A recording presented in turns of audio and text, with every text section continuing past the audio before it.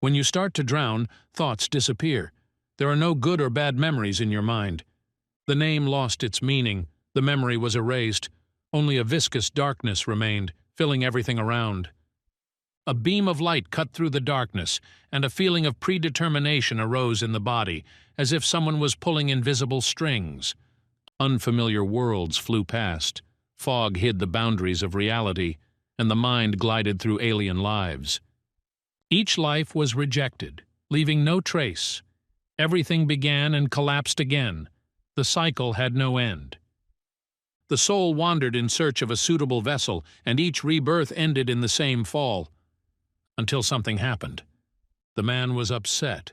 Everything did not go according to plan. The object escaped. He took the flask, then drank the strange water. The body fell to the ground. Green liquid gushed from the mouth. It was all over. He died. And at that moment, consciousness felt a breakthrough. The transition took place. Contact with the body was established, but the feeling of instability did not disappear. Consciousness noted that the carrier was an adult man, not a child, which gave a temporary feeling of relief.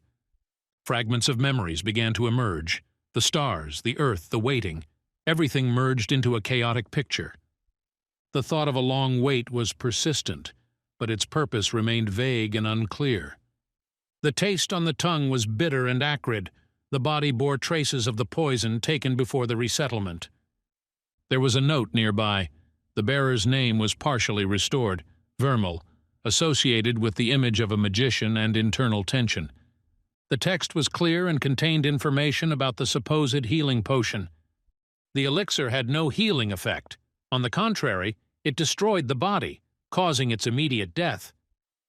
The host's enemies became obvious. The signs of betrayal were crude, with no attempt to hide the intentions. Consciousness began to analyze the situation. The gaze slid over the motionless bodies lying around. The figures on the ground did not resemble monkeys from Earth. There was no movement. The atmosphere was disturbing. They were too small to leave such a wound in Vermilla's chest. Whatever it was, I hope it's gone. A monkey appeared from behind, its eyes glaring with malice. It leapt at him, its claws flashing in the air. The blow was sudden. The body recoiled in pain. He turned and ran away across the rocky ground. The thought of running away was disgusting. Rebirth and cowardice at once. It was too pitiful. Determination flared. He stopped and focused his magic. He directed the power at the monkey in front of him. He just used magic. It was possible. Everything seemed fantastic and unreal. The monkey struck him in the face with its claws. A hard blow. He fell to the ground, lifeless. Death came instantly. He turned into an angel looking at the lifeless body, noted it as a record-breakingly fast death. The quick death after rebirth was a disappointment, but not a complete surprise. His thoughts were racing. He was remembering. After one death came another, and somewhere between them, a line. He found himself in a queue. It stretched on forever. Just a step forward, another step, silence again. The line consisted of steps leading up to the sky. The ascent was slow and monotonous. His thoughts wandered. He thought about a life that no longer existed. One boredom was reborn into another. Boredom was gripping his mind. All he could do while standing in that line was fantasize and think about his life. He remembered the moments. Of course, his life wasn't great. He never got married or had children. Yes, and I didn't grow old with dignity. It didn't happen. Everything was not lived out.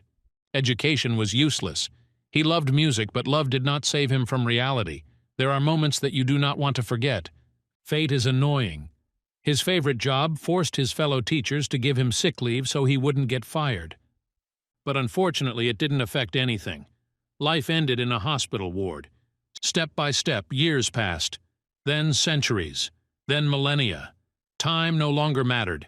There was only forward movement left. The line did not end. Everyone was moving upward, into the silent sky. The end of the road. Destiny stood at the top. She was a girl. She did not touch the ground. She was floating. Behind the girl stood a fountain decorated with carvings. Water flowed into a huge pool. People walked on both sides towards it. The goddess called his name, Noah Vines. Age of death, 26. He froze when he heard these words. The girl voiced the fact. 84 students considered him an authority. Many prayers were given to him. It turned out that his life had meaning. He had not lived it in vain. This was acknowledged and confirmed. The girl confirmed that he lived very decently. He asked the question, "Who is she?" Noah believed that she was a goddess. The answer was clear, the goddess of rebirth, one of many goddesses of reincarnation. She pointed to the well by the fountain. There was the water of life. The path to new life passed through it. The drink erased memories. He had to forget everything, including the students and the past, and continue with his next one. Shock pierced the mind. The thought of losing memory was frightening. Questions remained unanswered. The sky cracked. A crack divided the clouds. There was an explosion. Everything turned into chaos. He was thrown back, the shock wave mixing silence with the scream of destruction. Fragments of the surrounding area flew to the sides, light scattered through cracks in the sky. This disrupted the order. The afterlife seemed immune to such chaos. A silhouette emerged from the dust and light. It was a man, with a spear shining in his hand. The man with the spear called the goddess a beautiful flower. He missed her. His voice sounded threatening. He stood calmly, as if accustomed to battle. His presence was alarming. He returned to this world again, with the shadow of defeat behind him, as if he was trying to repeat it all over again. The goddess directed the power of the flower at the enemy. The magic flared, taking shape, as if nature itself was coming to life. The spear shot up into the air. The warrior threw it back, not giving him a second to think. The energies collided with a roar. Space shook as if the world itself was being torn apart. The landscape was distorted. Everything became unstable. The space trembled underfoot. The battle was fierce. Tension was pressing all around, until suddenly golden blood was spilled. Noah wondered if it was possible to die after death. He didn't want to know the answer to that question. Reality was cracking. The world around was falling apart. The only thought was to get out at any cost. The warrior stood over the wounded goddess, his gaze cold. He mocked. And that was all the goddess of rebirth was capable of. The goddess did not retreat. He would have to fight better if he wanted to see her full power. Flower petals once again wrapped around the space. The man agreed. He would do it with great pleasure. In the blink of an eye, he disappeared, and then appeared right behind her, leaving her no time. The spear with the knife on the end shook in the air. He struck, precise, restrained, and cruel. But the goddess was stronger. He dodged and struck. The warrior's hand fell to the floor. Noah, watching the battle in the distance, decided to act. The water at the fountain was the only way to get out of here alive. The thoughts of memory loss receded. The fear disappeared. All that remained was a sense of urgency and despair. The battle between the goddess and the warrior continued. The flower's magic and the cutting steel clashed again and again. He ran to the well. The world was collapsing behind him. It was impossible to remain in this chaos for even a moment. He felt tired. Tired of everything. Of waiting. Of the eternal pause between lives. A scream was building up inside. Everything that had once been held back was now bursting out with force. The queue, the fear, the doubts, the pointless waiting. He decided to leave all this behind. He ran, feeling the ground disappear beneath his feet. There was only water ahead. His body dived into the well. The water closed over him and he began to drown rapidly. It contained the end of the old and the beginning of the new. It was time to choose. Darkness covered him. The thought of the queue pierced my mind again, like a brand on my soul. Looks like he'll have to wait in that damn line again. Eternal death seemed like a relief. Better an end than an eternal wandering without meaning. Thoughts faded. He died again, but this time hope faded completely. Suddenly the body jerked. Something pulled it back. Consciousness returned abruptly. He opened his eyes. He was alive. Again. His heart was pounding in his chest. The reality around him crashed down on him. He was lying on the cold ground. There was a ringing in my head.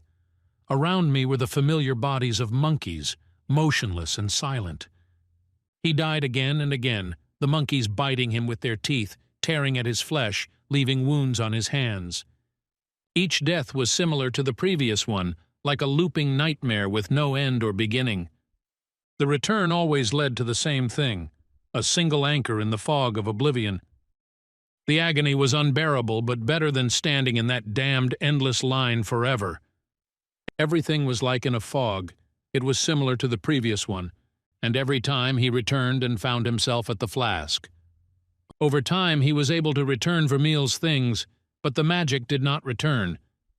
The magic remained inside, hidden in the depths of the mind, dim but still alive. Each death brought experience and understanding, like lessons that slowly filled the void. The monkeys repeated the same attacks as if they were part of some cruel ritual. One attempt to survive followed another. He began to notice details, how the animals prepared before jumping, how their eyes betrayed their intentions. The movements of the paws were predictable, and each time he learned to avoid traps and blows. He wasn't stronger or faster, and he wasn't going to waste lives. Every blow counted. Thousands of years of waiting in line had worn away his patience.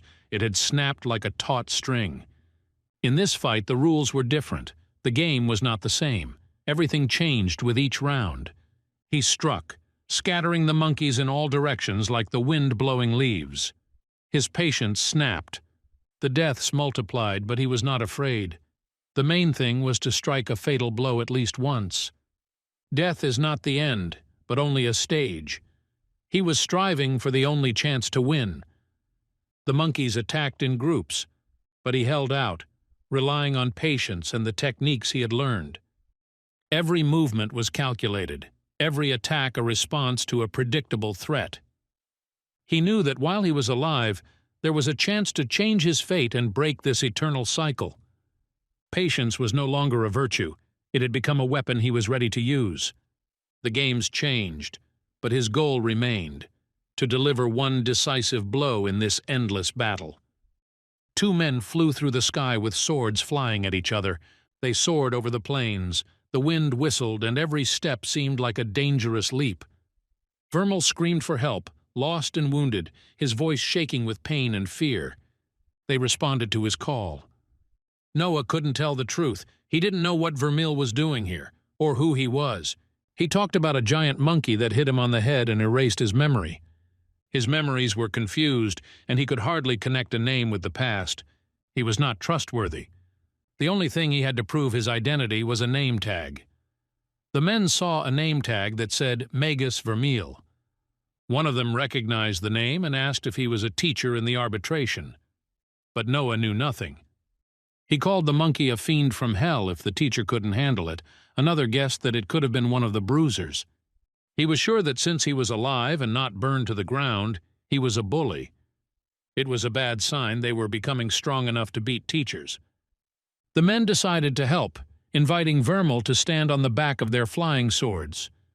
One introduced himself as Frederick and assured that the flight would be safe. They were afraid of losing the professor and asked to hold on tight during the flight. They didn't need a dead professor of arbitration. Vermeil, still not fully understanding the situation, agreed and climbed onto the sword. The swords rose into the air, the wind tossing them about, but they rushed forward towards the arbitration. The city awaited ahead, perhaps answers to questions, and a new stage of the journey. The flight continued, and a new desire was born in Vermeil's soul, to survive and understand. He thought that if Vermeil was a professor, people should know who he was and who was trying to kill him. The enemies were hidden, and he did not know who was more dangerous now, the enemies or the forest. He tried to hold on, remembering at least something that would help him understand who he was. Frederick reported that they had arrived in Arbitrage, a city with the greatest runic academy on the continent. There are a lot of people in the city, which can help you blend in with the crowd and start learning magic. It is necessary to avoid unnecessary attention hiding behind amnesia and the fear of being exposed. If he is found to be a fake, he will become a lab rat forever. Vermeil finally returned. The man was coming down the stairs, his voice sounding mocking and rude. He thought he was just absent, like usual. Noah was surprised why he was talking to him like that. The blow to the head confused the mind. Attempts to remember were unsuccessful. The pain prevented concentration. He was surprised Vermeil was wounded and did not remember anything. He didn't care much about Vermeil's wounds. The man reminded me that he was a healer named Richard, a specialist in healing runes. He came up and touched the wound. The wound began to heal, but this could reveal his secret. Noah was worried. After all, he was not a real Vermeil. Frederick was worried, but Richard confirmed that Vermeil was human. He was just examining him. It was strange, he noticed. His mind was indeed clouded. His mind was confused, but in time everything should fall into place. Richard said that recovery depends on rest, which is the best cure for amnesia. There was nothing left to heal. Only time would tell if he would recover. Vermeil felt the hatred radiating from him. The thought that the poison might have come from Richard kept running through his head.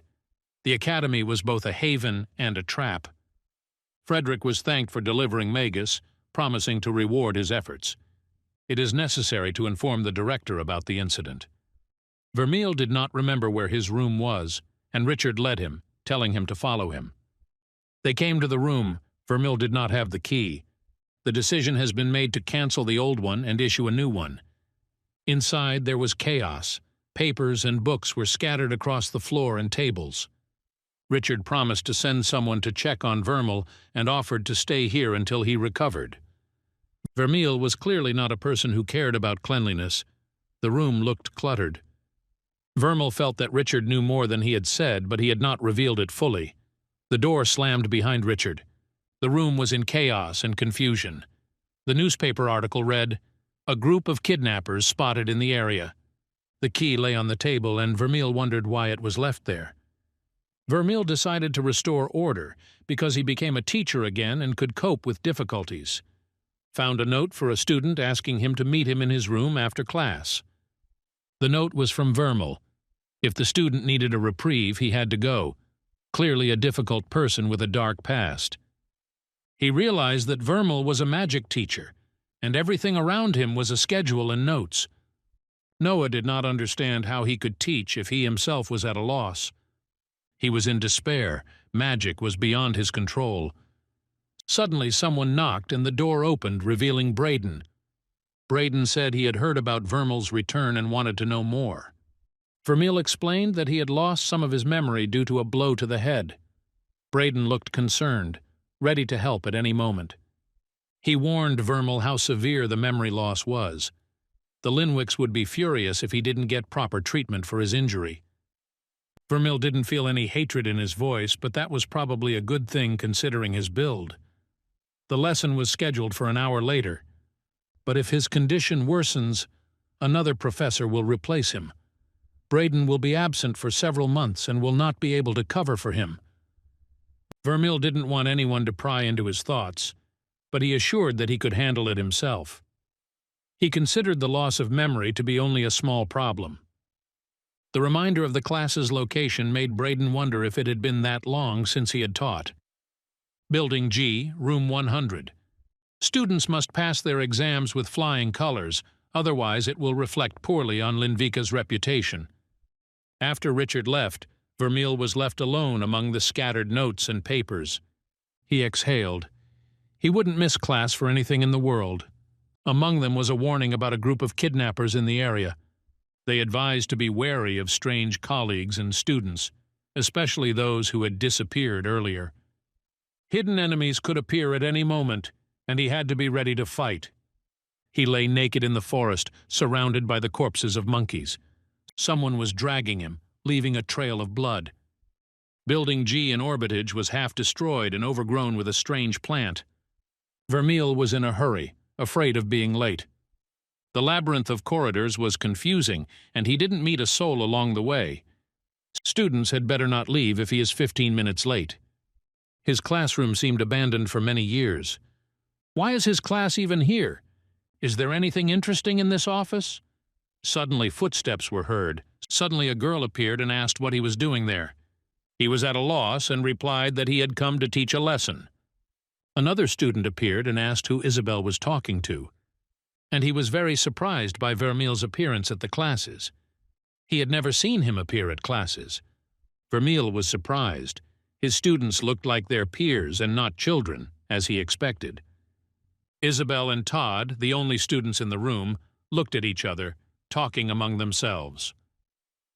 Vermeil walked into the classroom 40 minutes late, trying to look confident. He should be able to handle this couple. He was going to give a wonderful lesson today. The students noticed something strange about him. He didn't look like himself. Vermeil tried to explain his condition by memory loss due to a blow to the head, hoping that this would justify any inconsistencies in his behavior. The students looked skeptical, and without much enthusiasm, he asked them to take their seats. Apart from them, no one came. The students were the only ones. They made up his entire class. Vermeil noted that perhaps this is for the better. Fewer witnesses, less risk of detection. They laughed at his attempt to teach, pointing out that they were of the same rank as him. He only taught because of his family. Their disdain was partly due to his membership in the influential Linwick family, about which he knew virtually nothing. The students suggested leaving everything as is, giving them a grade automatically and not interfering. But Vermeil decided otherwise. Despite his doubts, he firmly declared that he was going to teach them. He did not deny that he did not feel he had talent, but he made it clear that life experience was his advantage.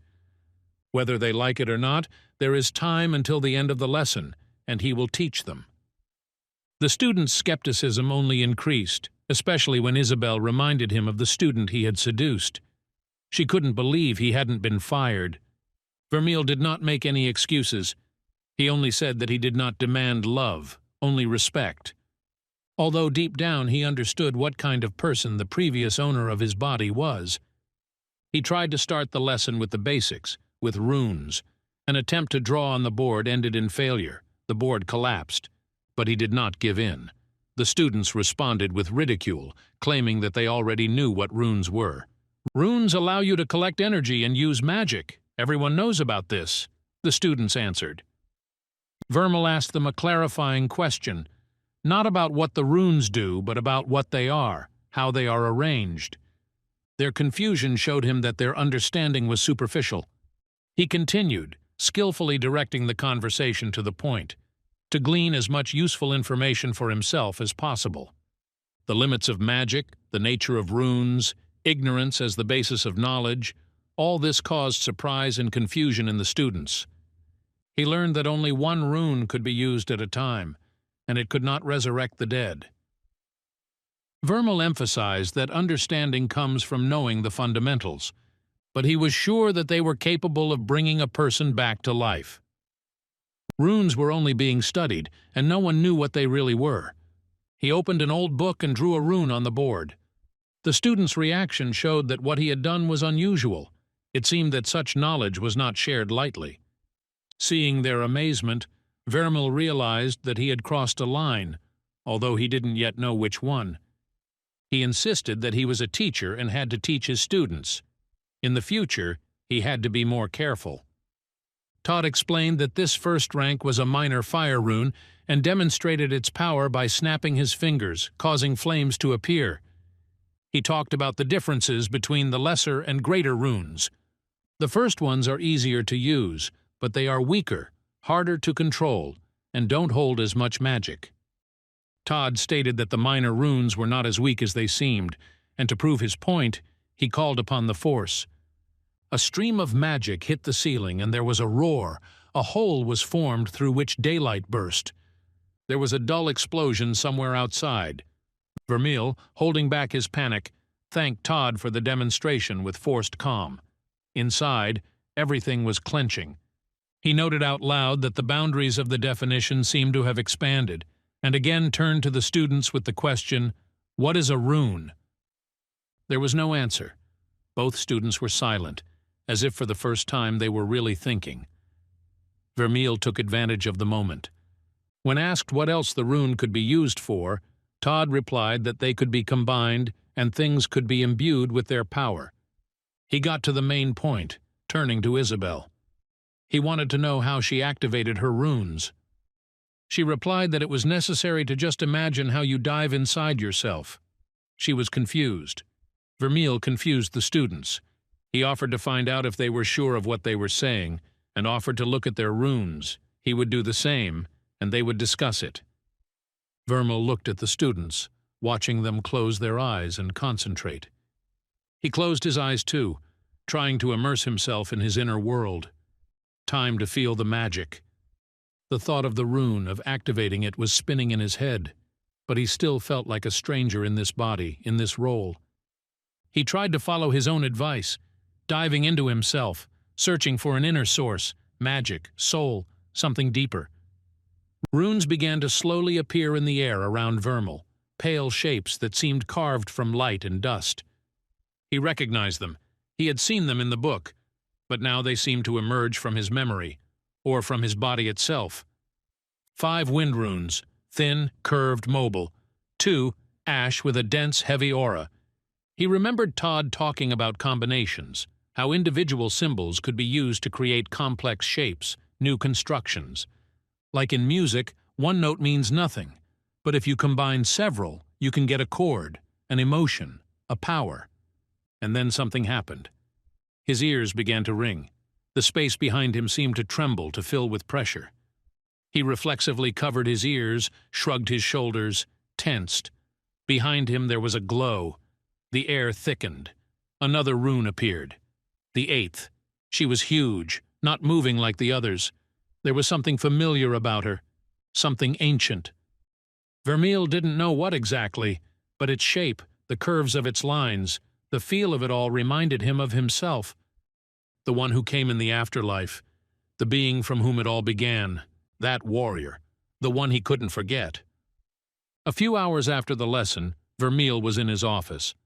Vermeil concentrated. The rune lit up with a bright light, magic gradually filling the room. His face is tense, his hands are shaking, the energy is building up, but soon it begins to fade and dissolve. The magic fades, leaving behind emptiness and a slight weariness in Vermeil's eyes. All energy has its limits, even magic. He gets up, gets ready, and heads to the library. The door opens with a slight creak. The library is spacious inside, the lighting is soft, and the shelves of books stretch high to the ceiling. Vermeil notices a separate section for teachers, rare volumes in neat rows. Vermeil is interested in books about runes, basics, beginner level. A girl appears from the shadows, her gaze sharp and mocking. She hears Vermeil's request. The Linwick family had fallen far lower than she thought for him to be looking for such books. He tries not to show his inner irritation. He doesn't know who she is. The girl doubts the strength and status of the Linwick family and his capabilities. He cannot find such a base with the family's resources. Vermeil calmly responds, explaining that she doesn't want to waste the family's resources on such nonsense. It would be wasteful. She continues to taunt him, mocking his rank and hinting at his mistakes. Even he is not so stupid as to bang his head against the wall. Vermeil pauses, feeling cornered, but maintains a calm demeanor. She is not surprised that he is specifically looking for books for beginners. The fact that he's a first-rank professor is pathetic, but who knows, maybe he'll find a new way to lift women's skirts. She uses magic to teach him a lesson. The shot hits him in the chest. Vermeil was a real bastard, Noah thinks. No wonder everyone hates him. Vermeil's thoughts are filled with doubts, how to respond, how to deal with this anger and neglect. The girl looks at him with disdain, her words sharp and piercing, like daggers in the air. He says that it's all in the past. It was just an old, bad hobby. He is looking for more useful activities. She doesn't believe him. There are no fools who would believe his words. She would say that he is a disgrace to the family, but he fits right in there. He understands that she doesn't like him, but he tries not to show weakness. He notices the title of the book, The Face Snatcher's Handbook, wondering if she has an interest in these snatchers. Moxy is a name that makes him feel a mixture of dislike and caution. He would think she was stupid, but based on what he knows about Vermeil, that's the treatment he deserves. He wonders if she was involved in the attempts on his life. She ends up on the list of suspects. He'll figure it out later. Vermeil turns to the librarian to find out about the books he needs. Vermeil sits at the desk in the office, eyes focused on the runes scattered in front of him. His thoughts revolve around the huge rune. It looks alien and too powerful for him. A question comes to mind as to why he has so many weak wind runes, as if he were from a humble family. Noah reasons that the runes should be better, given his background and status. Maybe he really did use it just to lift up skirts. Vermeil studies his runes again, comparing the 5 wind runes and the 2 ash runes. He feels the difference between the 2 types of runes. One seems empty, the other is filled with energy. Each rune is like a bucket or a separate source of energy, which is filled with energy and becomes stronger. Killing monsters makes the bucket bigger and fills it with water. Remembering the forest when he killed the monkey, he felt energy filling one of the runes.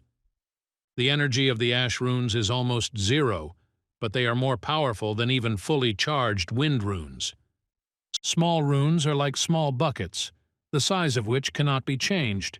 They will always remain the same. To become stronger, you need to replace weak minor runes and fill them with energy again, and then you need to combine runes to strengthen your magic.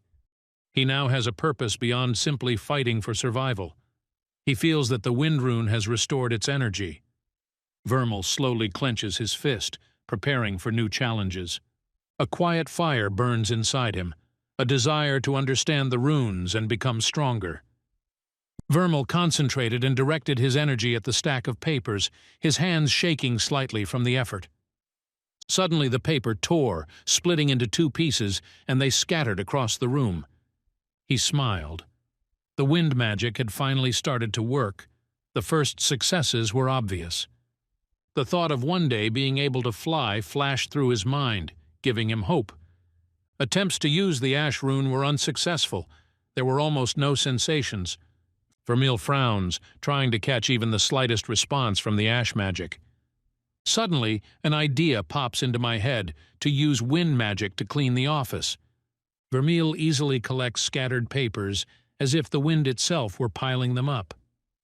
He looks at the neat bundle of papers, satisfied with the result of his magic. The realization that wind runes consume energy when used comes quickly. Vermeil pauses for sleep, preparing for the next stage of studying and mastering the runes. Vermeil lay in the bath, the water warm and relaxing, helping him forget about the worries of the day. Vermeil opened the closet where his usual identical clothes hung, a sign of constancy. At least Vermeil was consistent in one way or another, Noah thought. He brushed his teeth slowly, his reflection in the mirror looking tired but focused. Suddenly there was a knock on the door, the sound breaking the silence of the bathroom. Vermeil considered whether to ignore the knock and pretend to be asleep, or to open the door. What if these are the ones who wanted to kill Vermeil, and they want to finish what they started? He doubted whether he had locked the door, the feeling of danger growing with every second. Suddenly the door opened, and a girl appeared in the doorway. My heart sank. The footsteps were getting closer. Vermeil quickly hid behind the table, disappearing into the shadows. The girl tripped. Papers flew into the air, scattering across the room. He turned around, looking at her fall in surprise. Everything seemed unreal. She actually slipped on his papers. He was shocked. Checking the pulse revealed the terrible truth: blood on the floor and a broken head. She was dead. Vermeil was overcome with panic. His thoughts were racing. Everyone would think of him and blame him for this horror. Moxy entered the room, her gaze stern and demanding. Vermeil tried desperately to explain the situation, the words escaping as screams. Vermeil admits that Moxy doesn't like him and understands that there are reasons for this. Moxy looks at him intently, not hiding the mistrust and harshness of her gaze. Vermeil tries to convince Moxy that the girl fell herself, and it is not his fault. Moxy is surprised he was able to kill him. Vermeil asks in surprise who they are talking about. He doubts the seriousness of the situation. Moxy checks the girl's pulse, expressing bewilderment and indignation at what is happening. She sarcastically expresses surprise that Vermal was able to kill someone and is interested in his training. Vermal wonders why Moxy is acting as if nothing happened. Vermal tries to figure out what's going on, but everything seems confusing and absurd. Moxy thinks Vermeil is a fool if he doesn't understand what's going on. The victim is a face stealer. Vermal has no idea who the face thief is. Moxy reacts strongly to Vermeil's words, marveling at his ignorance of face snatchers. She screams, reminding everyone involved with magic of the warnings that have been given. Moxy suddenly realizes that he didn't know what he was facing and that the creature was dangerous, but he still killed it. Vermeil sarcastically remarks that he himself was the cause of death. He slipped and died. She called Vermeil a lucky idiot, clearly not hiding her disdain. Moxy feels right at home here. Face snatchers are creatures that steal bodies. Moxy agrees, but it was a minor victim, a simple maid. Vermeil doubts. Maybe the girl survived. Moxy has no doubts. She is already dead. The kidnappers only take dead bodies. Vermeil realizes that he now needs to be more careful with the bodies after battles. Moxy wonders why the face stealer would come here. They are usually attracted to magic, but no one trains in the rooms because of the risk of destruction. Moxy asks to keep what happened a secret to avoid rumors and gossip. If anyone finds out, she will be reminded of this for the rest of her life. Vermeil understands that the incident could seriously affect her reputation. He notes that help is not free. She blushes, feeling awkward after his blunt remark. Moxy finds it disgusting. Vermeil waved his hands, trying to justify himself to Moxy, trying to smooth over the awkwardness. He explained that he hadn't meant anything questionable. Vermeil explained that he wanted to ask a few simple questions, that's all. The trauma had jumbled his memory and left gaps in his knowledge.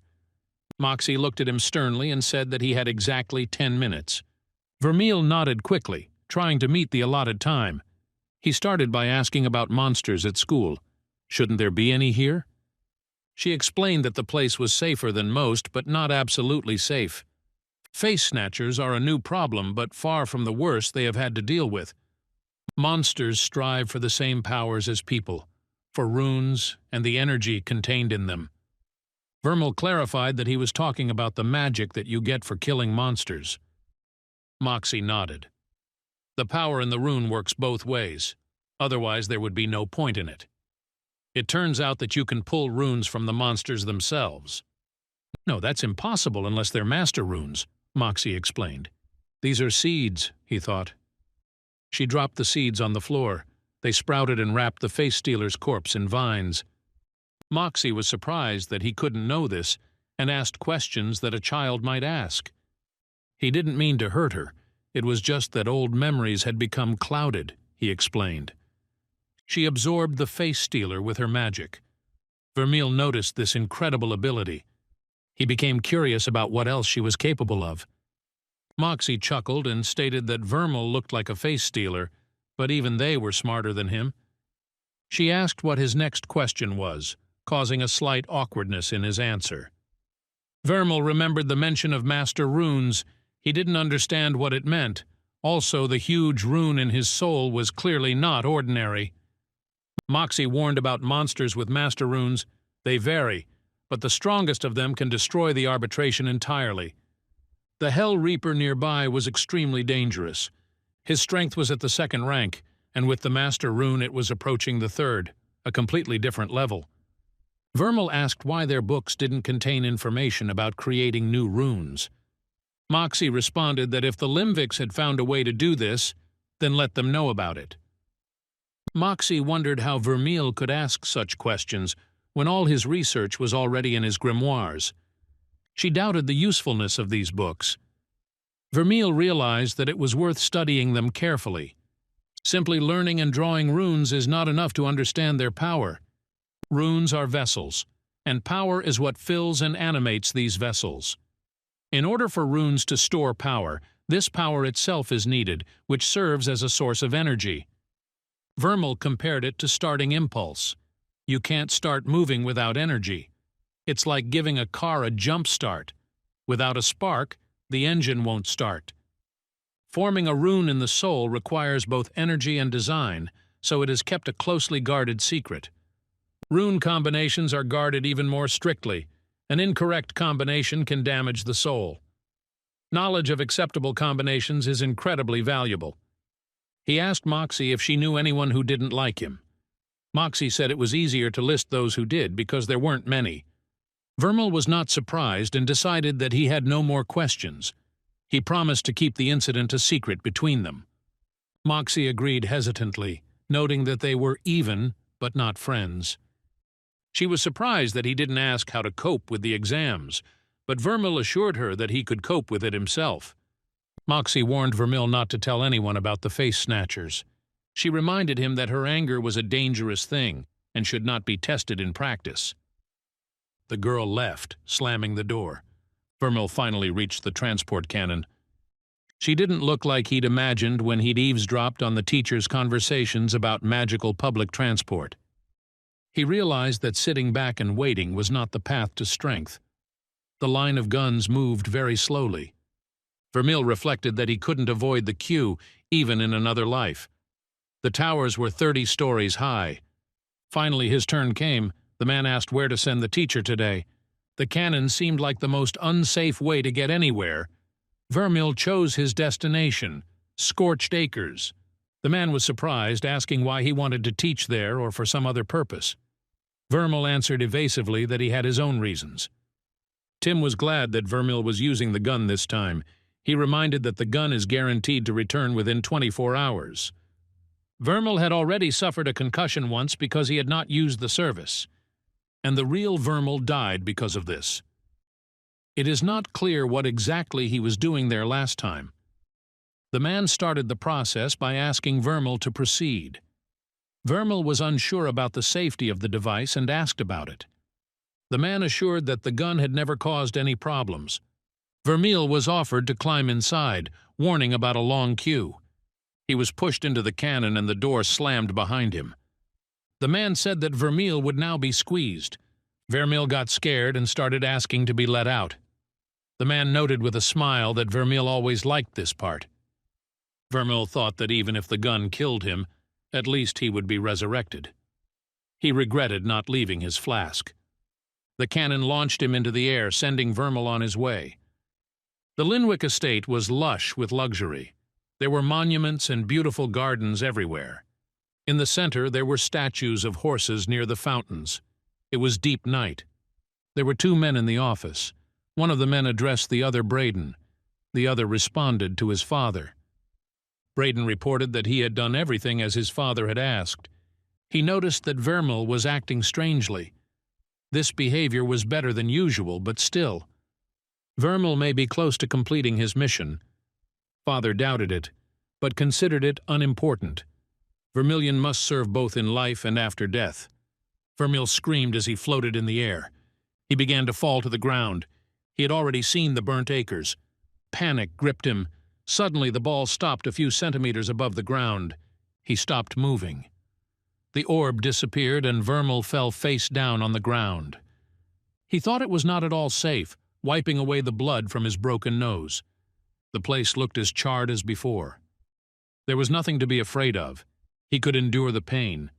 The gun would bring him back in 24 hours. Vermeil decided that by the time his work here was over, the monsters would start to fear him.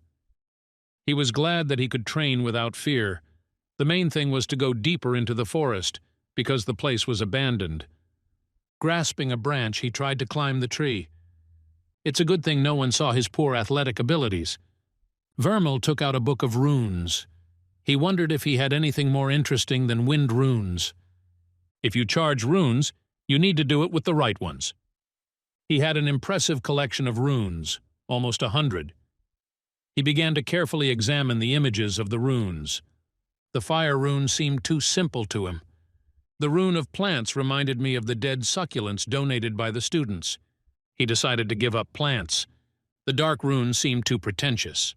Water, light, electricity, metal, everything was not suitable. Vermeil was looking for something unique. He needed something that would allow him to use the knowledge from Earth. He didn't know how to make nuclear weapons.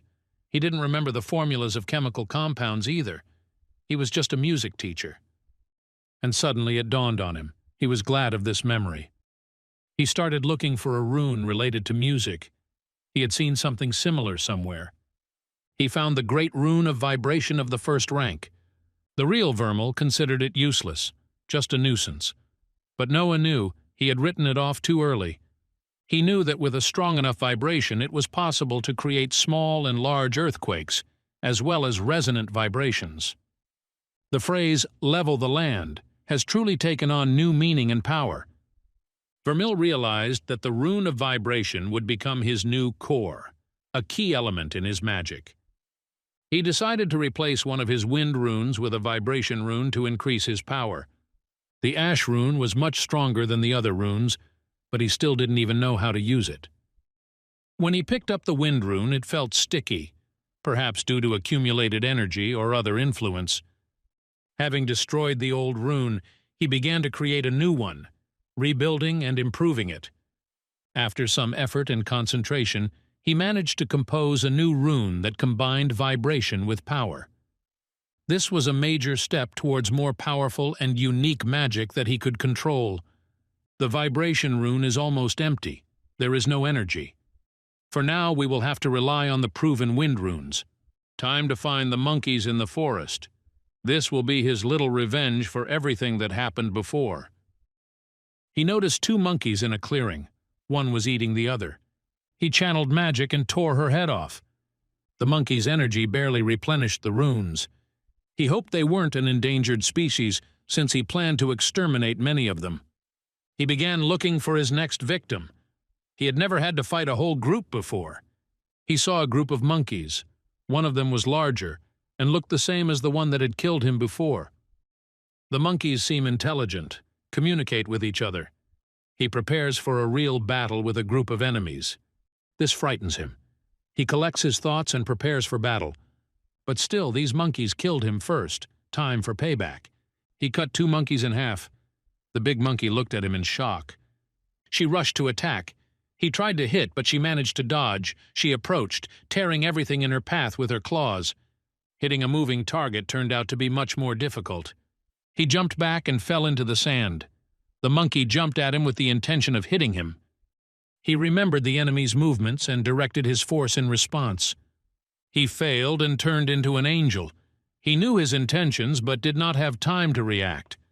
The speed was not enough to save him. The solution was to continue training.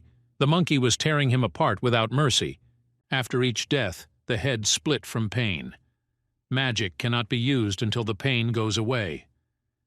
The headache lasted for about 12 hours. This was useful information for future attempts. He walked up to the monkey, preparing to attack. The monkey rushed at him with all its fury. Vermal anticipated its movements and crouched. The blow from above was replaced by a horizontal attack. He directed his magical power at the monkey. With one blow, the monkey lost its head and fell.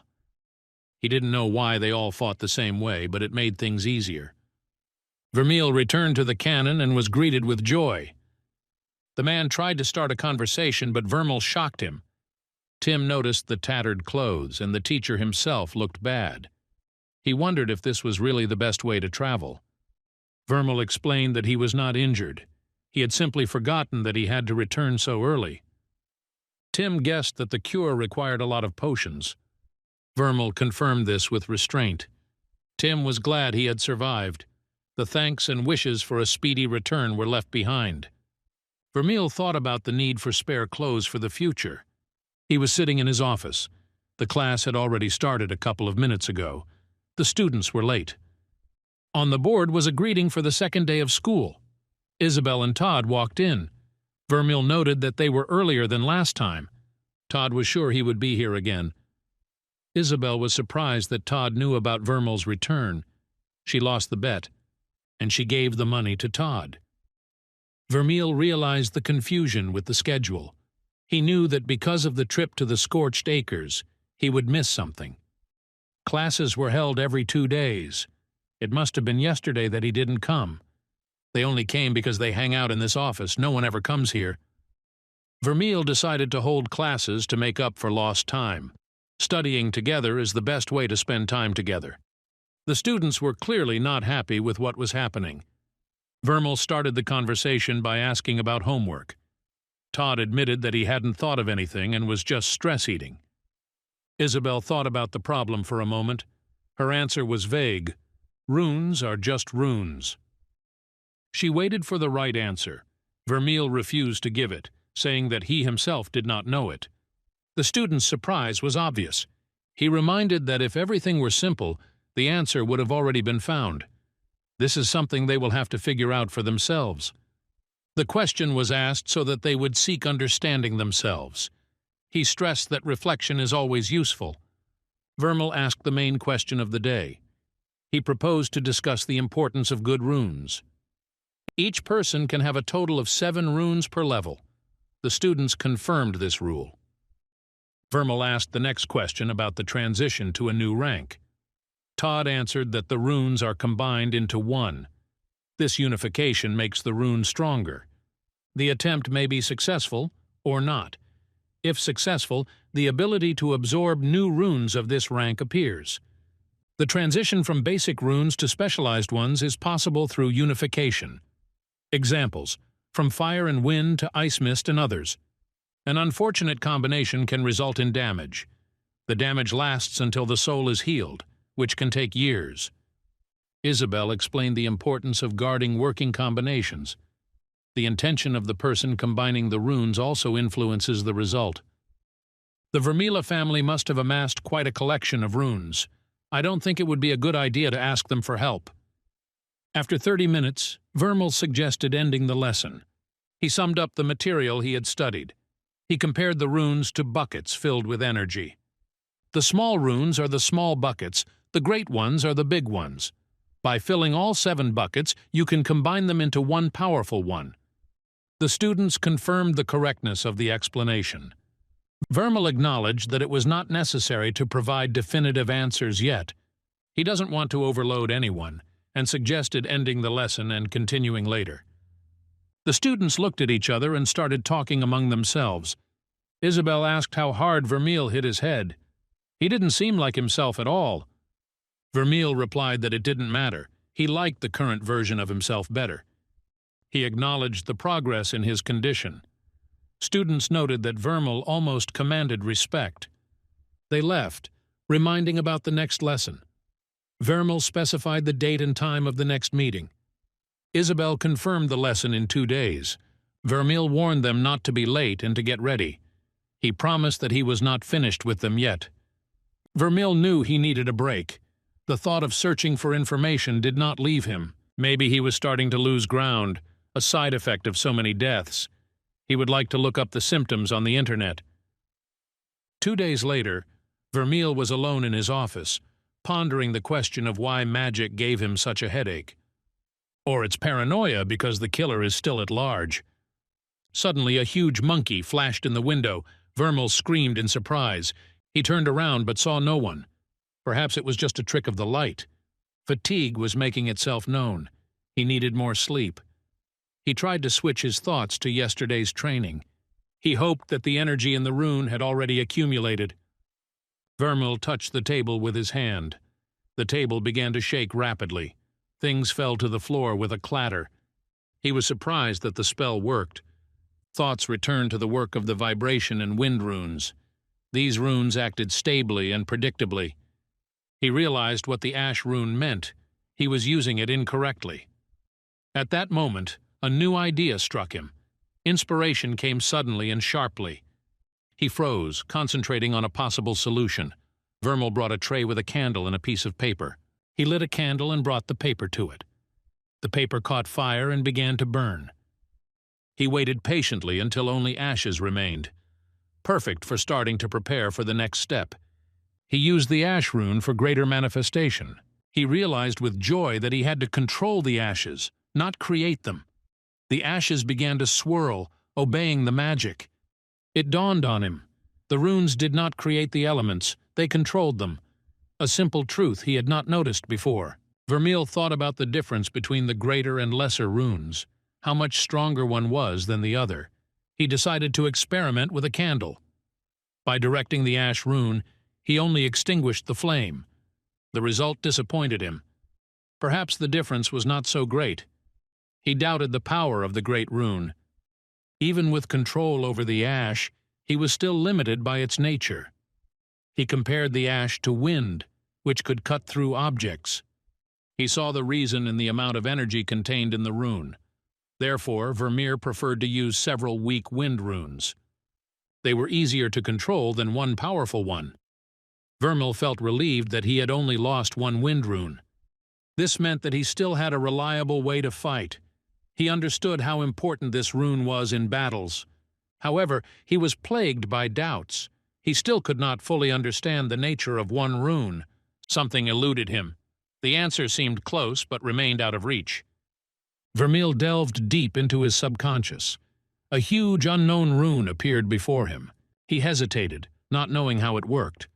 Despite his doubts, he reached out his hand to it. He almost touched it, and suddenly he saw a vision. In it he saw a warrior sitting on a throne. He recognized him. A monstrous enemy stood before him. The creature was bound with golden chains between two pillars. The warrior approached and cut the monster in two. Runes appeared. He touched the rune, the insectoid armor. Suddenly he simply destroyed it. No, actually. Vermeil realized that the rune does not destroy, it divides. He broke the runes down into their component parts. The rune showed what it was doing. It was dividing. It was crushing the monster into its components. Her power extended not only to creatures, but also to the runes themselves. The warrior in the vision did not possess this ability, but he, Vermeil, did. Combining runes is like baking a cake, an irreversible process. But this rune could return the ingredients by separating them. Vermeil realized that he could experiment endlessly. He felt a strength and freedom that he had never known before. He could divide and unite without thinking about combination. Suddenly he realized that he was late again. Vermeil jumped up and ran as fast as he could. Now was not the time to experiment with separation. That rune had almost turned him into an insect. He realized that he was still too weak to control her. He needed to become much stronger before he could return to her again. And yet, if the rune combinations are the key to magic, then that means he has found the real master key. The students greeted Vermeil with reproach for being late. They reminded him of past promises to be on time. Vermeil jokingly called being late part of his job. Despite the delay, he was ready to start the lesson. The students expected something big: saturation with energy, possible combinations, the meaning of life. But plans for today were much more modest. Vermeil decided to take a walk outside the office. This was supposed to be a gentle break from the theory. Todd looked at the training ground with disbelief. His face expressed doubt and slight irritation. He reminded that Vermeil himself did not know the answers to his questions. There was confusion. How can one train without knowing the most important thing? Vermeil made it clear that he himself was not going to participate. Instead, he suggested a sparring match between them, which raised suspicions that he was trying to avoid a real lesson. Isabelle teased Todd, accusing him of being a coward, reminding him of their previous defeat. Todd insisted it was a draw. An argument broke out. Everyone insisted on their own. Vermeil, on the contrary, only fueled the excitement, encouraging them to fight. Todd, Isabelle, and Todd took up positions facing each other, all three fully focused and ready to fight. The shield icon activated a protective barrier that could absorb some of the magical damage. Modified versions of these badges worked exclusively on the training ground. The air was thick with tension before the fight began. The first barbs flew between Isabelle and Todd, heating up the atmosphere. Isabelle parried the jokes with a light mockery, but without aggression. Todd activated rings that could create fire, bypassing elemental restrictions. Vermeil watched from the sidelines, amazed at the ingenuity of his students. He didn't understand where the plasma rune came from, and how they used magic without the manifestation of runes, whether he could do the same. The sparring began. Two magical forces clashed in a furious duel. Todd charges at Isabelle, rushing forward with fire energy released. Vermeil watches from the sidelines, frowning, considering the consequences. It would be better if they didn't hurt each other. Isabelle easily dodges several blows, mocking Todd's failures. Todd concentrates his magical energy, releasing a blast towards Isabelle. Vermeil hopes he doesn't get fired. A blast of energy rushes forward, but Isabelle jumps to the side, barely brushing the flames with her scarf. Vermeil covers his face with his hand, tense at the danger of the collision. Todd lands a powerful blow. Isabelle loses her sword, and Vermeil notices it in a panic. This is the end, he thinks. But she doesn't stop. She runs straight at Todd, despite the lack of a weapon. Isabelle forms a new sword mid-jump, blazing with energy. Todd suddenly activates the power. The protective shield is triggered. A barrier flashes between her and Todd. The energy field absorbs the force of the impact, but cannot withstand it. It cracks. The shield shatters and Todd flies back, falling to the ground. Isabelle stands over him, holding her sword in victory. Todd rises from the floor, angry and hurt, through the dust and magic residue. Isabelle insists on recognizing her superiority. Vermeil looks at them both, breathing heavily, between relief and concern. Todd stubbornly stated that Isabelle had only won by chance. He almost won because he managed to knock the sword out of her hands. Isabelle noted with a grin that she had thrown it away on purpose, but Todd immediately doubted it. An argument began between them until Vermeil intervened. They both fell silent and stared at him. Vermeil, holding back a smile, noted that he was impressed. Not so much the fight, but the way they talked about him and his teaching. From their conversations in class, he had already begun to think that they were hardly capable of magic.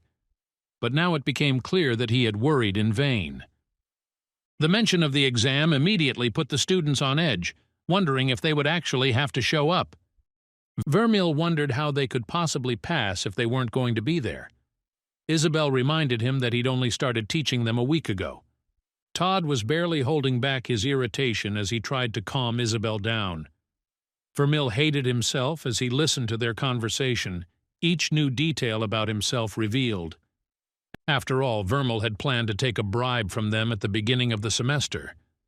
Now the plans had changed, and everything had gone differently. Todd reminded them that they had already agreed, and was afraid that they would be killed.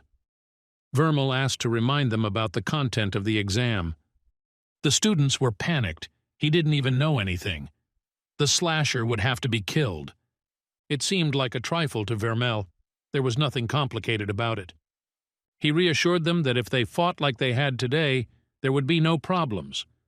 The monkeys were fast, but predictable. They were outraged. They were the ones who would have to fight. Vermeil probably bribed someone when he took the exam. Vermeil claimed to have killed many slashers. Todd was curious to know more, as this was probably a blatant lie. He explained that the only reason they would encounter them would be if Todd's family kept the slashers on a leash, and Todd fought. Vermeil missed the days when his students respected him, but he was determined not to let them down, even if it wasn't his fault in the past. He announced that they would be training hard in the coming weeks. Todd felt sick with worry, and if they still don't have confidence by the time the exam comes, he'll give them a chance to cheat, even without bribes.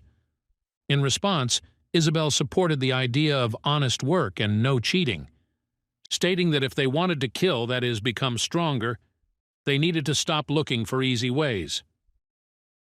Vermeil admitted that the conversation was difficult, especially when the word kill was mentioned. She reminded him that they still had time before the exam, and if he didn't convince them, the deal would be off. Isabelle told him that he shouldn't flatter himself. Vermeil was still a terrible professor, to which he agreed with a smile. A few hours later, Vermeil was fighting giant apes. He killed the third one in a row. He was pleased to notice that he could use magic without showing the runes. He just had to keep them in his head, which turned out to be very convenient. He realized that having fully studied the slasher attacks, Todd and Isabelle really didn't have to worry. The monkeys are no longer able to surprise him. He became curious as to why all the enemies continue to fight the same way. Perhaps there is a commander, a monkey sergeant, somewhere nearby. At that moment, a stone flew towards Vermeil. He hit the target right on target, piercing his head, and Vermeil fell. A monkey came out of the forest. It looked different. It approached the fallen man and licked his hand. Vermeil suddenly felt himself transform into an angel again, and watched as the monkey devoured his body. He was confused. He was already dead, but why did he still feel pain? These thoughts tormented him. He woke up from the sound of birds knocking on the window and quickly closed the curtain. The birds seemed to him as if they were driving nails into his skull, and the pain in his head became unbearable. He didn't understand what was happening. With each death, the headache became more severe. Maybe he was dying too often. Or he has a limit. In desperation, he shouted at the birds to be quiet, and they finally flew away. At that moment, the sunlight illuminated him, and Vermeil cried out in pain. He headed for the bathroom, thinking about his own self-confidence. The monkeys, no matter how predictable, were far superior to him. Despite his endless attempts to fight them, Todd and Isabelle never stood a chance. If they encountered the throwing monkeys, they would not survive. He felt a responsibility. The runes, the blood, the students, who had to be kept alive. He wondered why he shouldn't be reborn as a slime. It would be easier. He looked in the mirror and suddenly saw a slasher. Frightened, he prepared for an attack and turned around, but there was no one there. He began to doubt his sanity, realizing that the human mind was not prepared for constant fighting and death. Finally, he decided he needed a drink. Vermeil poured himself a glass and began to think about his to-do list.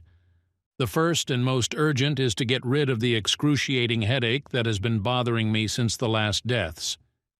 Then he had to fill and improve his runes, because without this progress was impossible. Next, train Todd and Isabelle to prepare them for the upcoming exam. And finally, to figure out who so persistently wanted to kill him. This point seemed strange to him. But thoughts about the headache brought Vermeil back to the problem itself. After his last death, cracks appeared in his soul runes, huge holes that he had not noticed before. Fortunately, they gradually tightened up, although the recovery process will take weeks. He remembered Isabelle's words that these runes were connected to his soul, and every death left a mark on it. So if he dies less often, his soul will be able to gradually heal, and the pain should decrease. Almost all of these cracks appeared in the first days in the burnt acres. If he had continued to die there, it could have turned into a real disaster. It's good that he realized it in time. The first item on the list could easily be crossed off. Judging by everything was going great with the second item as well. The vibration rune has become stronger, although it is unclear exactly how much more remains until it is fully filled. Still, the progress was gratifying, especially compared to trying to simply survive and be a teacher on Earth at the same time. He crossed out these 2 points. The third point turned out to be more difficult. He told Todd and Isabelle to spar and train all week. He planned a trip to the burnt acres next week. They had to be ready. There should have been enough time, but the stone throwers seriously spoiled his plans. He couldn't kill these monkeys, and he only managed to notice them throwing stones half the time. Luckily, the throwers were deep in the burnt acres, so as long as the training took place on the edge of the forest, everything should be safe. With each death, Vermeil learned a little more about how to better fight the throwers, although the headache only got worse. He knew they could be dealt with, but it would take time and patience. A week later, sitting in his office, he realized that the exam was very close and there was no time to relax. His students needed him, and he was not going to let them down like he had once let Vermeil down. Although he was late again, the students were not surprised. They did not expect anything else. They hoped he realized that this was a bad idea. But he was preparing them for a long day of training and wanted them to be as prepared as possible for the challenge ahead. The students were surprised by such interest in their preparation and demanded explanations. Why such changes had occurred. Vermeil thought there weren't that many changes, he just hadn't had the opportunity to see how the guys were progressing before. And now, having received such a chance, he was not going to miss it. Todd and Isabelle looked at Vermeil carefully, wondering if he could even hear them and why he had such a strange smile on his face. Vermeil, lost in thought, explained that worrying was his job. Then he urged everyone to move on because there was much work to be done. They headed towards the cannon where they met Tim. He trained his gun on the scorched acres and saluted the group, noting that he sees the youth in front of him and understands that this is a kind of hike, training before the exam. Isabelle noted that they were almost the same age, and Todd nervously admitted that he was going to throw up. Tim invited everyone in and asked them not to linger so that everything would go according to plan.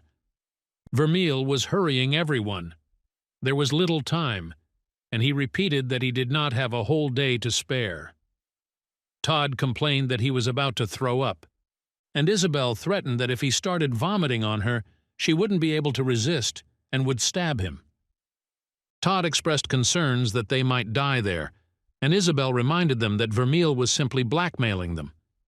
Vermeil responded that these were just words motivating him to develop and find a better version of himself. After that, he ordered Tim to shoot, and he obediently pressed the button. They arrived at the scorched acres. Vermeil pointed to a monkey who was sleeping carefree, hanging from a branch. He reminded Isabelle of her bragging in battle, as if spurring her into action.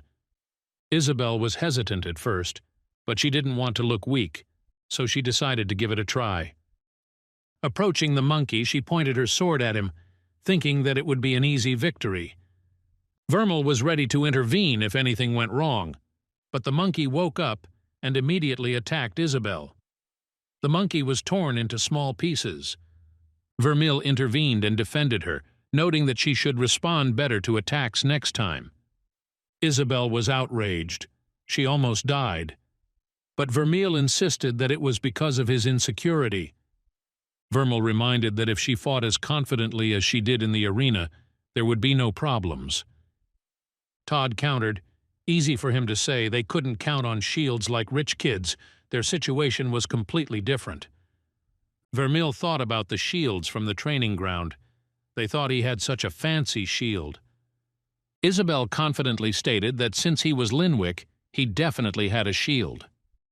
Todd chuckled and called it shitty. Vermeil openly said that he had no shield and took off his clothes to prove it. Todd joked the shield was probably in his pants. Isabelle turned away, deciding not to look at what was happening. She hoped he wouldn't take off his pants. Vermeil claimed he hadn't thought about the shield, to which Isabelle sarcastically replied that he was probably a lot dumber than they thought. They didn't understand why he came here without a shield, since he was only first rank. Isabelle was afraid that the monkey would attack them. Vermeil explained that this was the whole point. They hoped that with the shield, they would have a chance to buy time to escape. At that moment, a slasher appeared, a huge monkey, and both students screamed in horror that this was the end. Vermeil thought, now it's time for the first real lesson on the battlefield. The slasher approached, and Vermeil urged the students to pay close attention to what was happening. All of this would definitely be on the exam. He boldly approached the slasher, who began to attack with his claws. Vermeil explained that slashers, like all forest dwellers, use a limited set of techniques, and if you learn to anticipate them, it will become possible to win. He launched a magical attack and was able to kill the slasher, causing surprise among the students. Vermeil emphasized that they didn't need a shield if they could dodge the attacks. This was followed by a quarrel between Todd and Isabelle. Who of them would be next in the fight? After all, everyone wanted to prove their strength and restore their reputation. Vermeil explained that he does not teach people to rely only on instincts. Shows a pattern of enemy behavior that can be recognized and used. He reminded that if you master this art, you won't need a shield, because strategy and understanding your opponent are important. Todd and Isabelle successfully applied the knowledge they had gained and were able to defeat the monkeys, which made them happy and confident.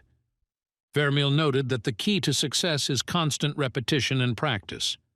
Vermeil promised that if they continued like this, by the time they could afford shields, they would already be used to fighting without them. Todd said that he would spend all the money on a healing potion anyway. Isabelle wondered if the professor also spent the family's money on potions. Vermeil was surprised. His family was giving him something. Vermal suddenly remembered that guy Braden. He was also from Linwick. Maybe he was behind that poison. Todd was sure, of course, he was spending it. Only someone who wanted to die would fight without healing potions and a shield.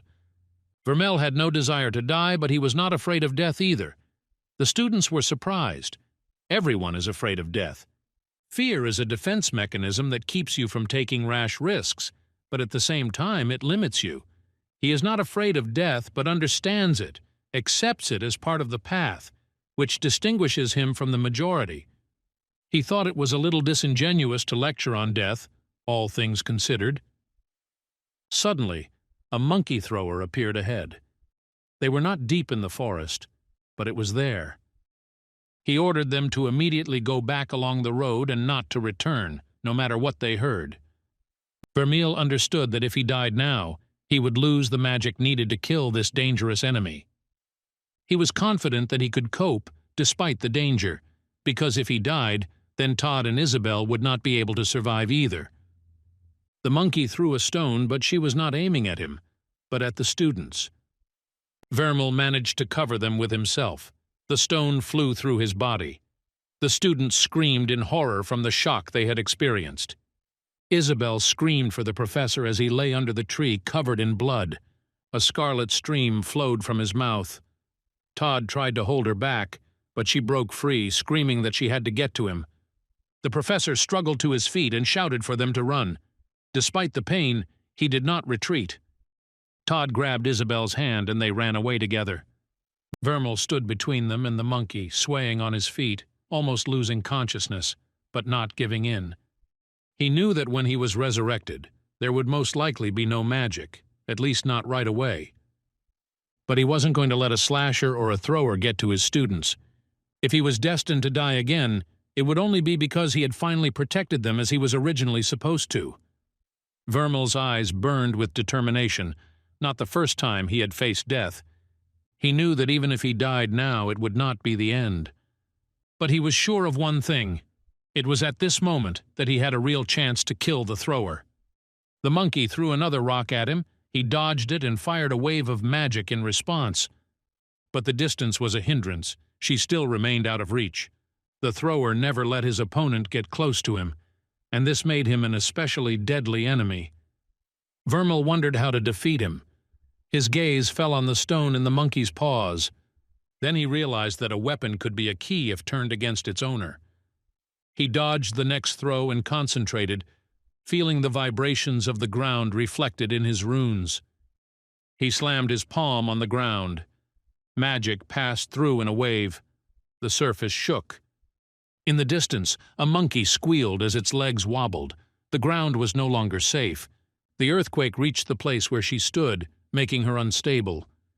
Meanwhile, Isabelle and Todd felt the ground shaking beneath them. Isabelle turned around, but Todd held her hand tightly. Vermeil was breathing heavily, blood still dripping onto the ground. He stood up, feeling the air tremble with his own magic. He didn't need to see it to fight. Dust hung in the air, blocking his view. The monkey rushed about, emitting anxious howls. Vermeil walked forward, concentrated, feeling every step of the enemy. His mind went over every repetitive action, every attack, every movement he had observed in past lives. He knew that the monkeys fought the same way for a reason. There was a system in their fighting behavior, imposed from the outside. He moved closer, fully focused on the vibrations of the ground, on the sounds that gave away the enemy. Everything around was chaos, but in Vermeil's head there was clarity. With every step he took, he became more convinced of his guess. The monkeys were acting on command, at the behest of something or someone who directed them beyond the bounds of what was permitted. In a panic, the monkey threw stones in different directions, no longer hoping to hit the target. Her movements became erratic, uncertain. Vermeil continued to walk, his magic growing, distorting the space around him. He didn't need sight. He didn't need a precise hit. He already knew everything he needed. He came close. Magical power burst forth, as if the elements themselves responded to his will.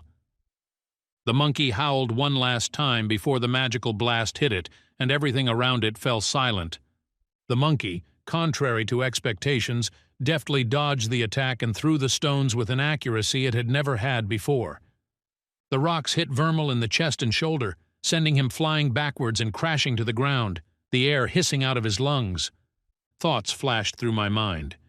He couldn't believe that the thrower he was fighting had shown such a reaction, something that had never happened before. All previous encounters had accustomed him to the predictability of the enemy, but now the course was broken. The monkey had changed. His magic was exhausted. His whole body ached with pain, and the place where he had been hit was especially acute. He closed his eyes, trying to concentrate. His thoughts were jumbled, but one feeling was clear: worry for his students. He and Isabelle. He hoped that while he was fighting, they had enough time to escape. If he has to die again, so be it. The main thing is that they are safe. The thrower stood over Vermeil, squeezing his throat. The air was being forced out of his lungs with each passing moment, and his heart was beating like an alarm. The monkey's face was distorted, but not from rage. It was a cold, alien look, an alien mind. Everything about him said, "This is no longer just a beast." Vermeil felt a voice, internal and at the same time alien, whispering into his consciousness. He didn't know if it was just him hearing it, or if it was really someone speaking through the thrower. He remembered that moment, how the animal, previously primitive, suddenly shied away, as if someone had taken control. He knew that if he died now, he would most likely never return. Wounds, exhausted runes, a soul with cracks. Even rebirth is not infinite. But there was one more rune, the last one. The ground beneath them was covered in ash, and suddenly, an explosion of pain, a scream, a flash. Thorns burst out of the ground and pierced both of them. The thrower screamed. That voice, it sounded too familiar. The Hell Reaper, someone or something that can take control of the dead, the animal, the magical, maybe even all of them. Despite everything, fatigue, pain, fear, he had endured. Now all that was left was to find Todd and Isabelle. It's a good thing that a long time ago, during his own training, he hid some spare clothes here. The old uniform was torn to shreds and barely held on to the body. He hoped that the students had listened and actually run away. They were lucky that they had not argued any longer. Seeing him die and come back to life would be dangerous. Not everyone can handle that kind of knowledge. For now, all he could do was wait for the transport cannon to take them back. He leaned against a tree, allowing himself at least a little peace. The moon was already visible in the sky. After a while, he heard familiar voices. It was Todd and Isabelle. There was concern in the voices. They asked how he had survived that blow, how he had survived without a shield. Vermeil just shrugged and replied that it was all a matter of luck and a large number of healing potions. Isabelle guessed. Now she understood why he insisted that they buy the potions in advance. Todd wondered if the potion also restored clothes. But the conversation turned to them anyway. He asked what happened when they ran away. Isabelle confirmed that they did everything as he said. One monkey spotted them and chased them. But to everyone's surprise, Todd declared that he had dealt with it. Vermeil, Isabelle, and even Tim were amazed. It was an unexpected outcome for such a chaotic day. And yet, despite his fatigue, Vermeil completed the lesson. As he left, Todd wondered if he had said something wrong. Isabelle just nodded, looking in the direction where their teacher had disappeared. He had indeed saved their lives. Vermeil ran across the square, his heart pounding. Time was running out. He needed to find a cure as quickly as possible before his head exploded from the mounting pain. Immortality, which seemed like a gift, became a curse. If someone found out that after resurrection they were powerless, it would be a catastrophe. But that wasn't the worst of it. Each death made the hallucinations more vivid. He began to see them everywhere, in the shadows, in the faces of passers-by. Monkeys everywhere. The world around was floating like in a nightmare, and suddenly, a collision, a blow, a click. Someone screamed. He knocked someone down. The monster attacked him. He wanted to kill him. The suitcase in his hand hit him with a force he didn't expect. The shield of the one he crashed into cracked, and the student himself flew off, rolling on the stone. Noise, shouts, surprised faces. It all happened too fast. The words sounded muffled and vague. Someone said it was Professor Vermeil. He realized it wasn't the thrower. Only now did it dawn on him. He had attacked a student. His blow could have killed. The shield had saved him. Only the shield. The student stood up, shocked, trying to understand what had just happened. He did not understand how a simple blow could have cracked the shield. And Vermeil? He himself didn't know what to answer. There was emptiness and panic in his eyes. The situation became tense. A man with an iron leg appeared, calm, but in such a tone that everyone froze. Silvertight, authoritative, cold-blooded, dangerous. He scolded his student, reminding him that the shield had broken after only an hour of unattended use. Then he turned his attention to Vermeil. The student began to justify himself, blaming the professor. He said that he didn't hesitate for a second, that he suddenly appeared behind him and almost broke his neck. Vermeil didn't argue. He couldn't, because deep down he knew it wasn't far from the truth. The moment when hallucination merged with reality could cost someone their life.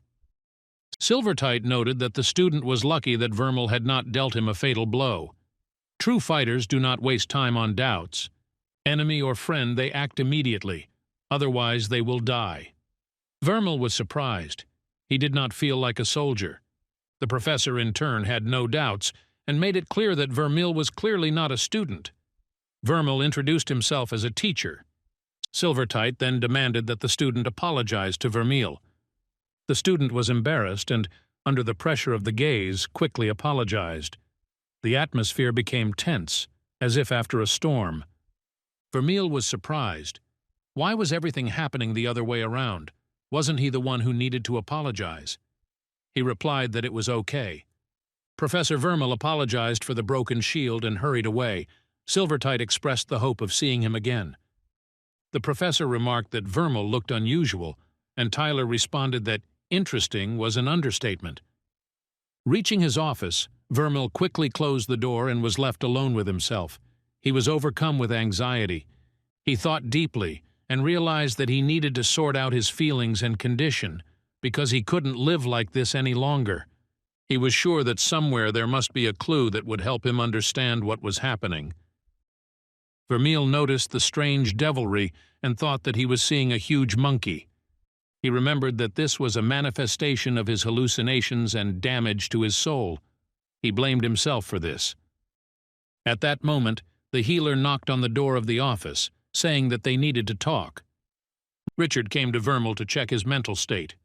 Following the incident of attack on students, he stated that it was much more serious than just a mistake. Vermeil thought it was all a misunderstanding and he was fine. A conversation ensued between them about Vermeil's father spying on him through Richard. Vermeil wondered if he should be afraid of such attention. Before leaving, Richard handed Vermeil his last month's salary, which he had not collected, and he hinted that he was not going to dig into his head, despite Vermeil's father's requests. Vermeil remained in thought, not fully understanding whether this was a threat or a warning. He thought about the price he would have to pay. A few days later, Todd and Isabelle were sitting in the office waiting for Vermeil. Isabelle brought flowers and was a little worried, doubting whether he would come, considering that he had not yet fully recovered. Suddenly, Vermeil appeared, flying on a flying sword, and landed on the roof of the building. He asked to move away and was about to go down, but trying to fly through the hole in the roof, he missed and fell, raising a cloud of dust. Despite the awkward moment, he quickly stood up and smiled. He admitted that he was still getting used to this way of getting around, but he really liked it. Todd noted that the sword looked very cheap and clumsy. Vermeil was surprised to see a bouquet with an envelope. Isabelle explained that it was a gift to thank her for saving her, and the card was Todd's idea. Vermeil opened the envelope and read the warm words: gratitude for saving him, recognition of his faith in his students, and even a funny drawing of the professor defeating the monkey, signed by Todd. Vermal couldn't hold back his tears as he thanked his students, memories of his past teaching flooding back. He suddenly said that he had also prepared a surprise for them. The boys were surprised. They used to say that they didn't have resources because of the problems with the noble house. However, the situation had changed now, and he handed them a gift. They were stunned to see a grimoire with Linwick runes. Vermal assured that this was not a joke, and he was ready to do everything to help. Isabelle warned that the family could severely punish for revealing such secrets. He hoped that if the family didn't find out, everything would be fine. Vermal expected that by the next lesson, they would have replaced one of the lesser runes with a greater one. The boys were delighted with this opportunity, and Isabelle, despite her joy, wondered why the teacher was taking such a risk for them. Vermal asked what was wrong with getting a shield from a teacher, to which she explained that usually the students' families paid for it. The conversation smoothly moved to semantics. Vermal said he had to go and asked that the grimoires be placed in his box when they finished their work, explaining that if anyone asked, he should say that he had simply forgotten them there. He said goodbye and wished them a fun time with their new runes. Vermal soared into the air on a flying sword, heading higher and further. Todd noted with irony that their teacher was clearly a difficult person. Isabelle added that if the Vermal family couldn't handle him, the sword would definitely do it. Building A, Moxy was walking along, holding a stack of books in her hands, when she suddenly noticed Vermal and asked what he was doing there.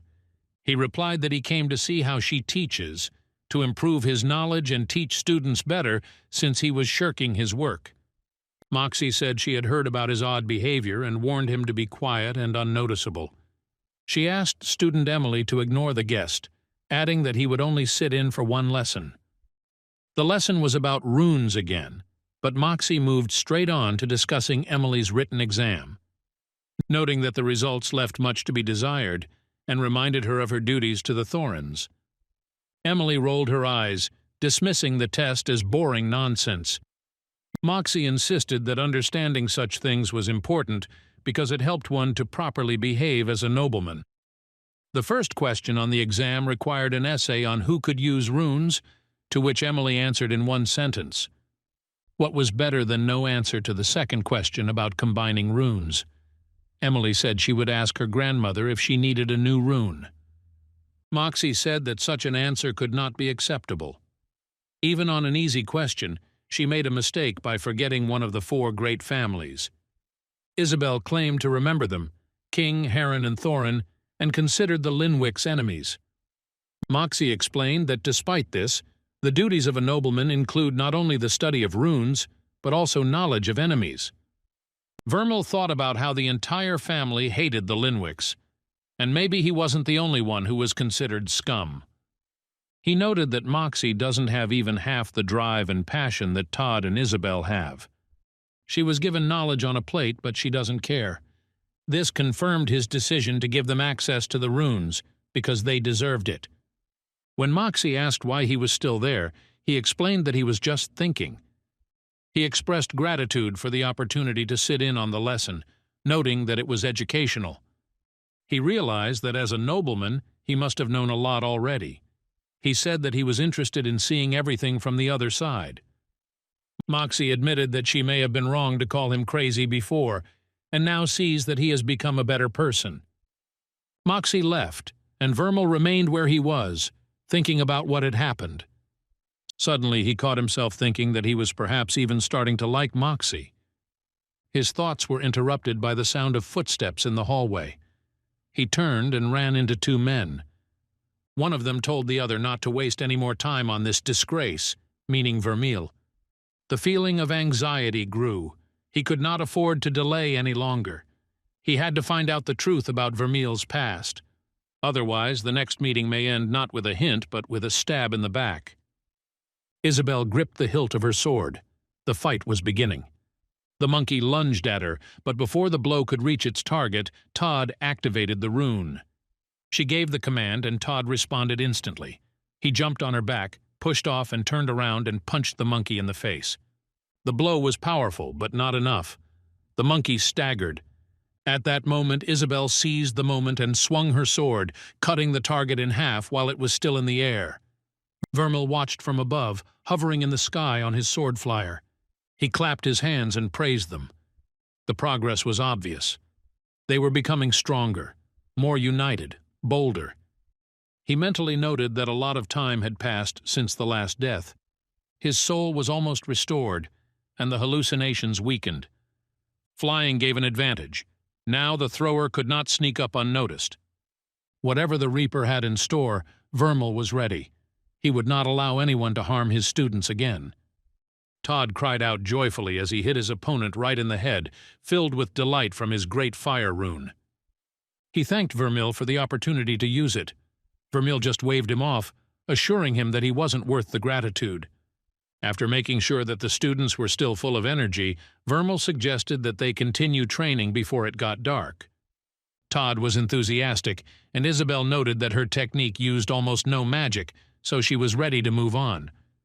Without wasting any time, Vermil gave the signal to continue.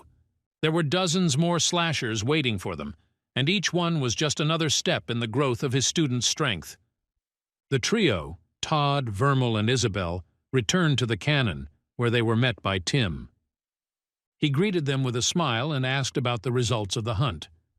Vermil noted the successes of his students, and Todd, never missing a chance to boast, described how he dealt with enemies using fire.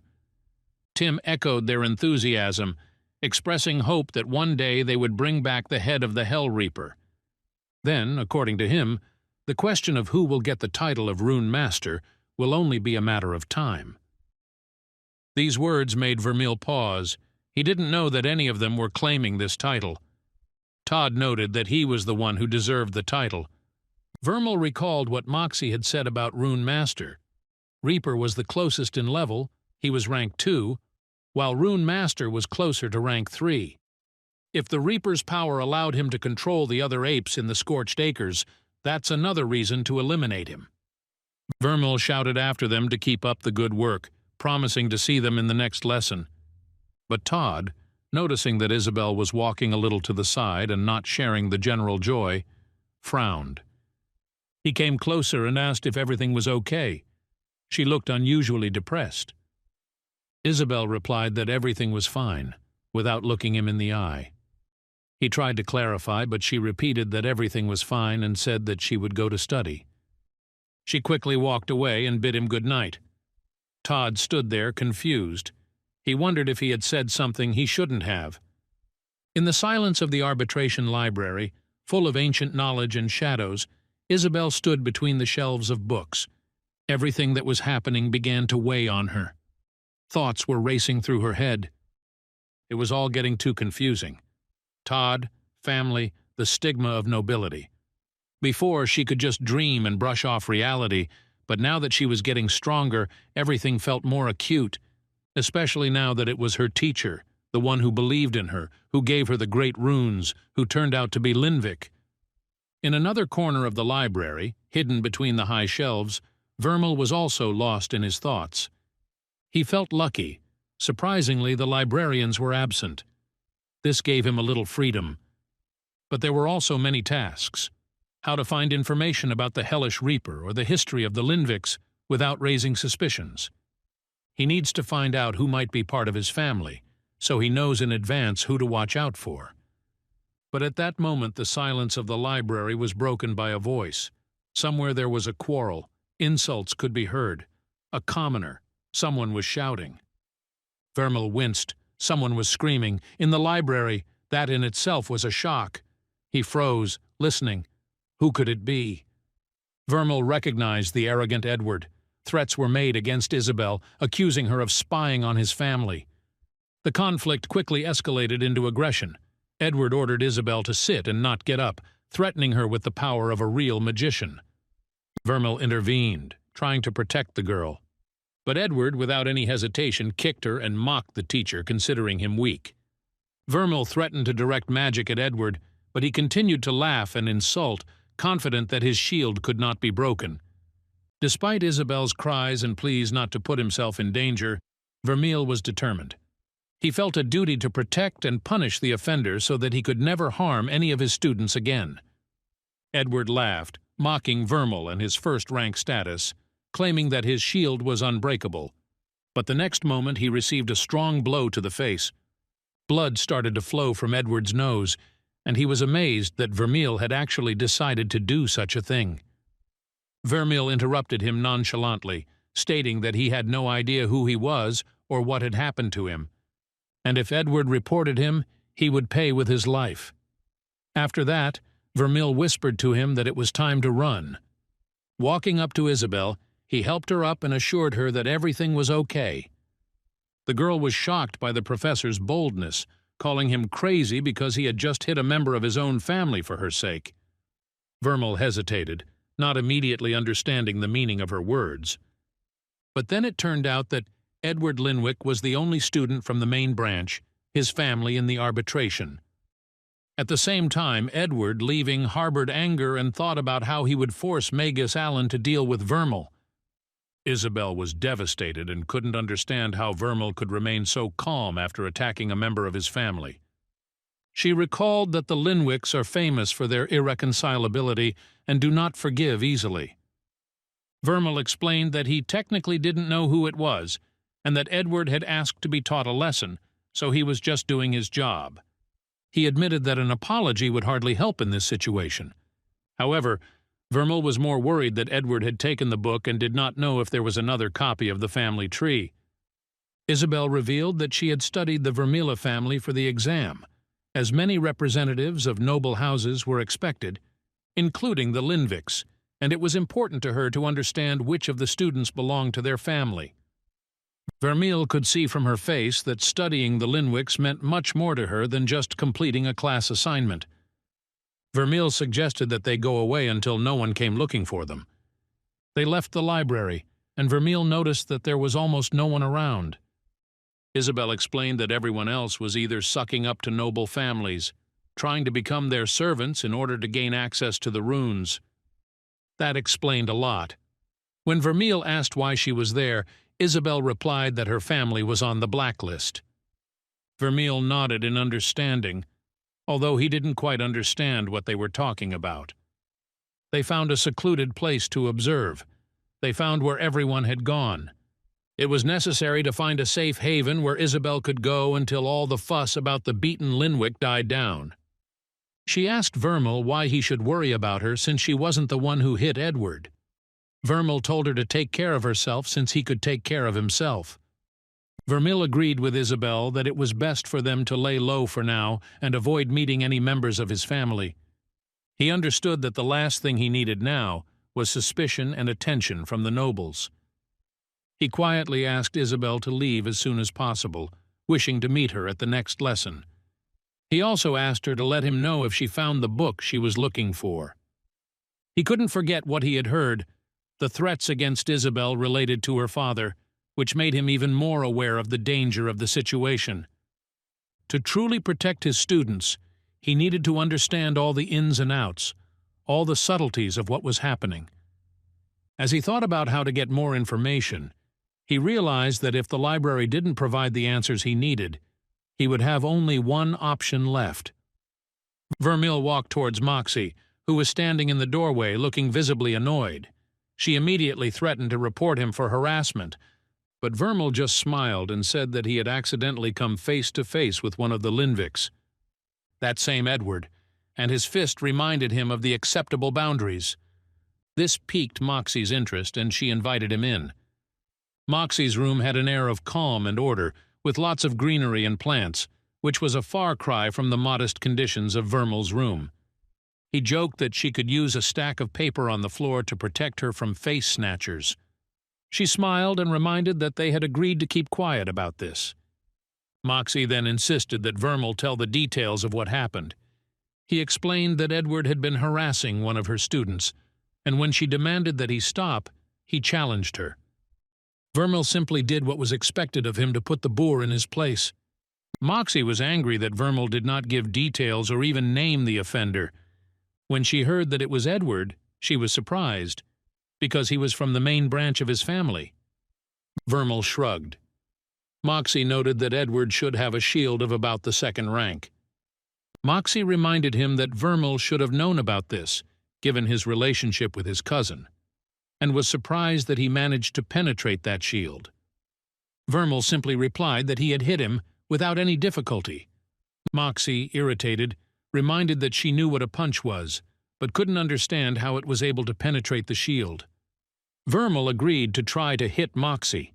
She insisted, "He is first rank, nothing will happen to her." He began to swing his fist, but instead of a normal blow, he made a fake one. Moxy was surprised. The blow seemed not just a physical movement, but something more. She felt as if Vermeil's energy was being concentrated into a spell, and his fist suddenly appeared right in front of her, as if out of nowhere. This impressed her, showing that Vermeilla's strength ran much deeper than just physical might.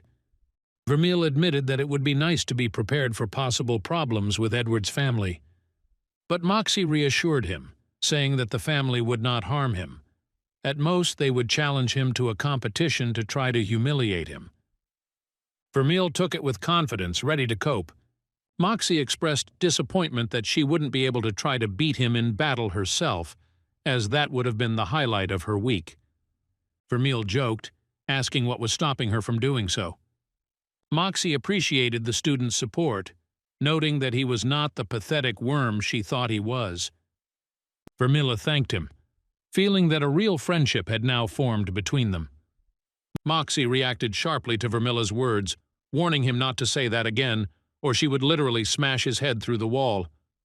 Someone was coming up the stairs, and Tim greeted the guest in the transport gun and asked where to send him. Magus Allen explained the purpose of the visit. He mentioned Vermeilla, nicknamed the Rat, and asked if he often came here. Allen demanded to be informed whenever Vermeil left. He announced plans to throw him a small welcome party. Todd really wanted to be there and see the fight with Edward with his own eyes. He literally begged for it. At this time, Isabelle and Vermeil were walking to the cannon, where Tim was sitting at the table greeting them. Todd noted that Vermeil was a great teacher, especially after he hit Edward. But then Tim remembered the order and realized that he had to know the exact time of Vermeil's departure. If he was caught by surprise, it could have consequences. Vermeil greeted Tim and asked him to send him to where he usually traveled. Tim replied that everything was already prepared, because Vermeil was very predictable and always came at almost the same time. They exchanged pleasantries, and Tim admitted that he loved those moments when Vermeil showed up on schedule. Tim continued to think that Vermeil was too predictable, and that was obvious. He noted this, although he hesitated as he tried to find the words to express his thoughts. Vermeil realized that someone was watching him, and if he changed his plans now, it would be clear that he had received a warning, and he didn't want to put Tim in danger. Isabelle asked if the professor was coming, to which Vermeil replied that he was already getting ready. Tim wished the professor to be careful and not get tired, and Vermeil thanked him and promised to see him in a day. In response, Vermeil also wished him to take care of himself. They arrived at the place, and Vermeil understood that if someone knew the exact time of his departure, it meant that they could already be waiting for them. It was necessary to be extremely careful. Isabelle asked if everything was okay with him. Vermeil replied that he did, but admitted that he had become distracted. He had been thinking about using the vibration rune to feel the breath of the people around him, or use the rune of separation to find the right combination for it. Todd suddenly screamed, noticing the dead monkeys. Isabelle immediately objected that he was hallucinating, since there was no one around. He recalled that the point of the teacher's classes was precisely to think differently and look more broadly, not just with the eyes. Isabelle stressed that if the professor hit his head, this is not a reason to follow the same erroneous paths. Todd explained that one of his runes was a heat rune, which he initially thought was a weak version of a fire rune. But he soon realized that it could be used to see the heat emanating from living beings, such as humans or monkeys. Vermeil was amazed by this discovery. Todd could now train alone, with no one around to see him. Vermeil confirmed that training could begin. Isabelle expressed doubt, asking if this was really a good idea and if it wasn't too dangerous. Todd reminded her that there were only 2 weeks left until the exam, and that Isabelle herself had spoken about the need to work hard. He added that he had a healing potion, and if he was nearby, everything would be under control. Vermal supported Todd if he wanted to roam the acres freely. He was fine with it, but asked him not to go too far and to yell if he needed help. He thought that if someone had been planning an ambush, they would have done so as soon as they reached the gun, but that did not happen. This means that danger may await them after their return, and there is no reason to interrupt training now. Todd left, promising to stop a dozen more hairy enemies. Vermal reassured Isabelle that Todd would be okay. Isabelle was still worried, remembering the time Todd tied his shoelaces. Vermeil noted that he wasn't 8 anymore. Isabelle fought the monkeys using her sword. Vermeil noted that she would have to get used to it, not only fighting, but also worrying about someone at the same time. Isabelle replied that everything was fine, she just didn't want to lose her friend. Vermeil admitted that it was a logical answer, but he doubted that she was serious. Isabelle tried to explain that Todd was just her classmate. Vermeil, in turn, believed that she was trying to hide her true feelings behind simple words, and he was here to help them become stronger. Isabelle insisted that they had no problems and were getting along well. Vermeil merely noted skeptically that he thought they were just classmates. Isabelle asked if that made sense. Vermeil replied that she should stop making excuses, especially in conversations with him. He said that she didn't need to stop worrying, she just needed to get used to it. Deep down, Vermeil thought that it was easier for him, since everyone he loved was long dead. Isabelle admitted that she understood his position, but it was not easy for her. She also noted that they were just classmates and would most likely never see each other again after graduation. Vermilsna knew that passing the exam would take someone away from her forever. Isabelle turned away. It was too much. Vermeil tensed. He raised his hand. Something flashed in the bushes. He felt movement. Isabelle didn't understand, but she froze. Her instinct told her danger was near. He prepared to attack. Magic gathered in his palm, sparkling with shards of power. Ahead was a mutant monkey, a thrower, rough and dangerous. But before he struck, he noticed she hadn't moved. Someone had gotten there first. Her body was torn apart, as if the predator did not want to eat, but simply tore the victim's flesh into pieces. Whoever did this killed for pleasure. Vermeil turned and ran. "We're going to Todd," he said. Isabelle felt fear before she heard the words. Her heart began to beat faster. Vermeil remained calm. If something had happened, they would have heard. Probably. If Todd had time to scream at all. Sometimes things happen too fast. They ran. Meanwhile, Todd was rejoicing. He'd done it, he thought, pleased. A dozen dead monkeys to his credit. Vermeil and Isabelle saw a silhouette. It was Todd. He was standing there, whole, alive. Isabelle exclaimed, and pointed into the distance. But standing next to Todd was Vermeil. The second one, the same. 2 identical professors, one close, one far away, one with her, one with Todd. Their eyes met, their fingers extended forward, each pointing at the other. There was horror in the student's eyes. Stunned. One of them wasn't real. But which one? Thoughts rushed forward. The rune of division. It divided Vermeil into 2. And if it worked every time he died? No, he saw dead bodies. So it's impossible. Or almost. And yet, how to explain the second one? How to explain yourself standing next to me? A note popped into my memory. An old warning. Face thief. A creature that steals a form and walks in it as if it were its own skin. Todd's eyes darted before him. His gaze jumped from one Vermeil to another. He was panicking. Confusion was squeezing his chest. Isabelle stepped forward. She did not hesitate. Her hand went to the hilt of her sword. Vermeil knew that if he named the creature, he would have to explain where it got his face from. That meant revealing, exposing. And that couldn't be allowed, not under any circumstances. If he distracted them, if he played along, it could work. He prayed that the face snatchers were smart and cunning, not too aggressive. He began to explain, reservedly, calmly. He lied confidently. This was his project. He used unique runes to create a clone. Confidence appeared. Everything sounded logical. The other Vermal smiled. The smile was believable, even frighteningly alive. Isabelle didn't hide her surprise. Todd, on the contrary, was delighted. He thought it was cool. Vermeil gave an evasive answer. He did not share the secrets of its creation. It was necessary to dampen the interest. He quietly whispered a threat to his reflection about turning him into pudding if he showed any aggression. The answer to the main question hung in the air. Which of them is the real Vermeil? Both simultaneously confirmed their uniqueness. The answer sounded immediately, too quickly, too identically. The pudding threat was made again. Vermeil added an explanation, his clone with a bad sense of humor. The fake nodded. Isabelle tensed. This was beyond her comprehension. Vermeil closed the subject. The secret was now out, but it had to remain between them. Todd and Isabelle promised to remain silent.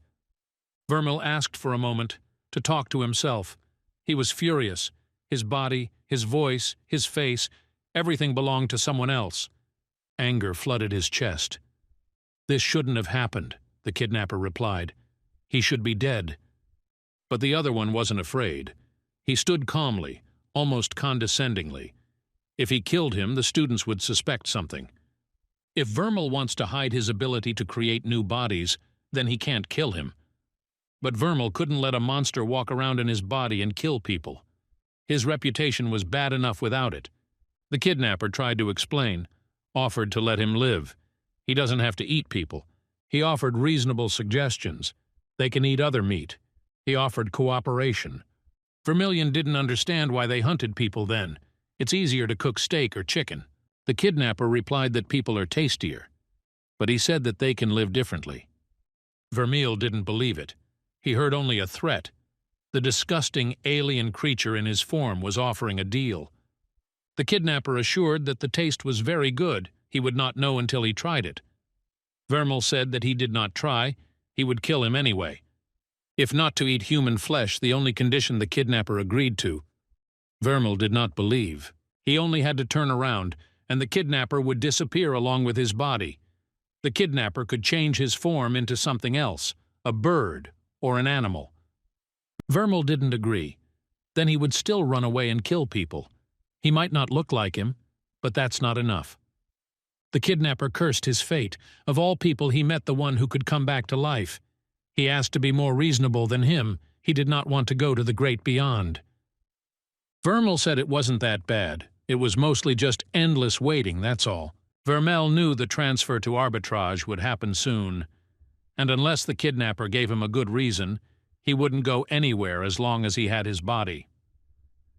There was no answer. Oddly enough, Vermeil felt sympathy for him. He seemed like a nice guy, even though he was a cannibal. Suddenly, the kidnapper shouted that he would swear by his runes. Vermeil was disappointed. The only thing he could offer was a promise. It was not a promise, but a runic oath. If he broke it, his runes would turn to dust.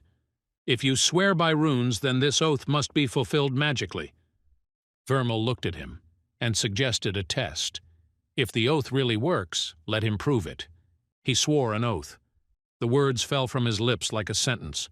Within the next minute, submission. Otherwise, death. He didn't just threaten.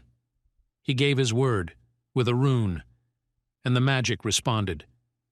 He looked inside himself, where the truth lay.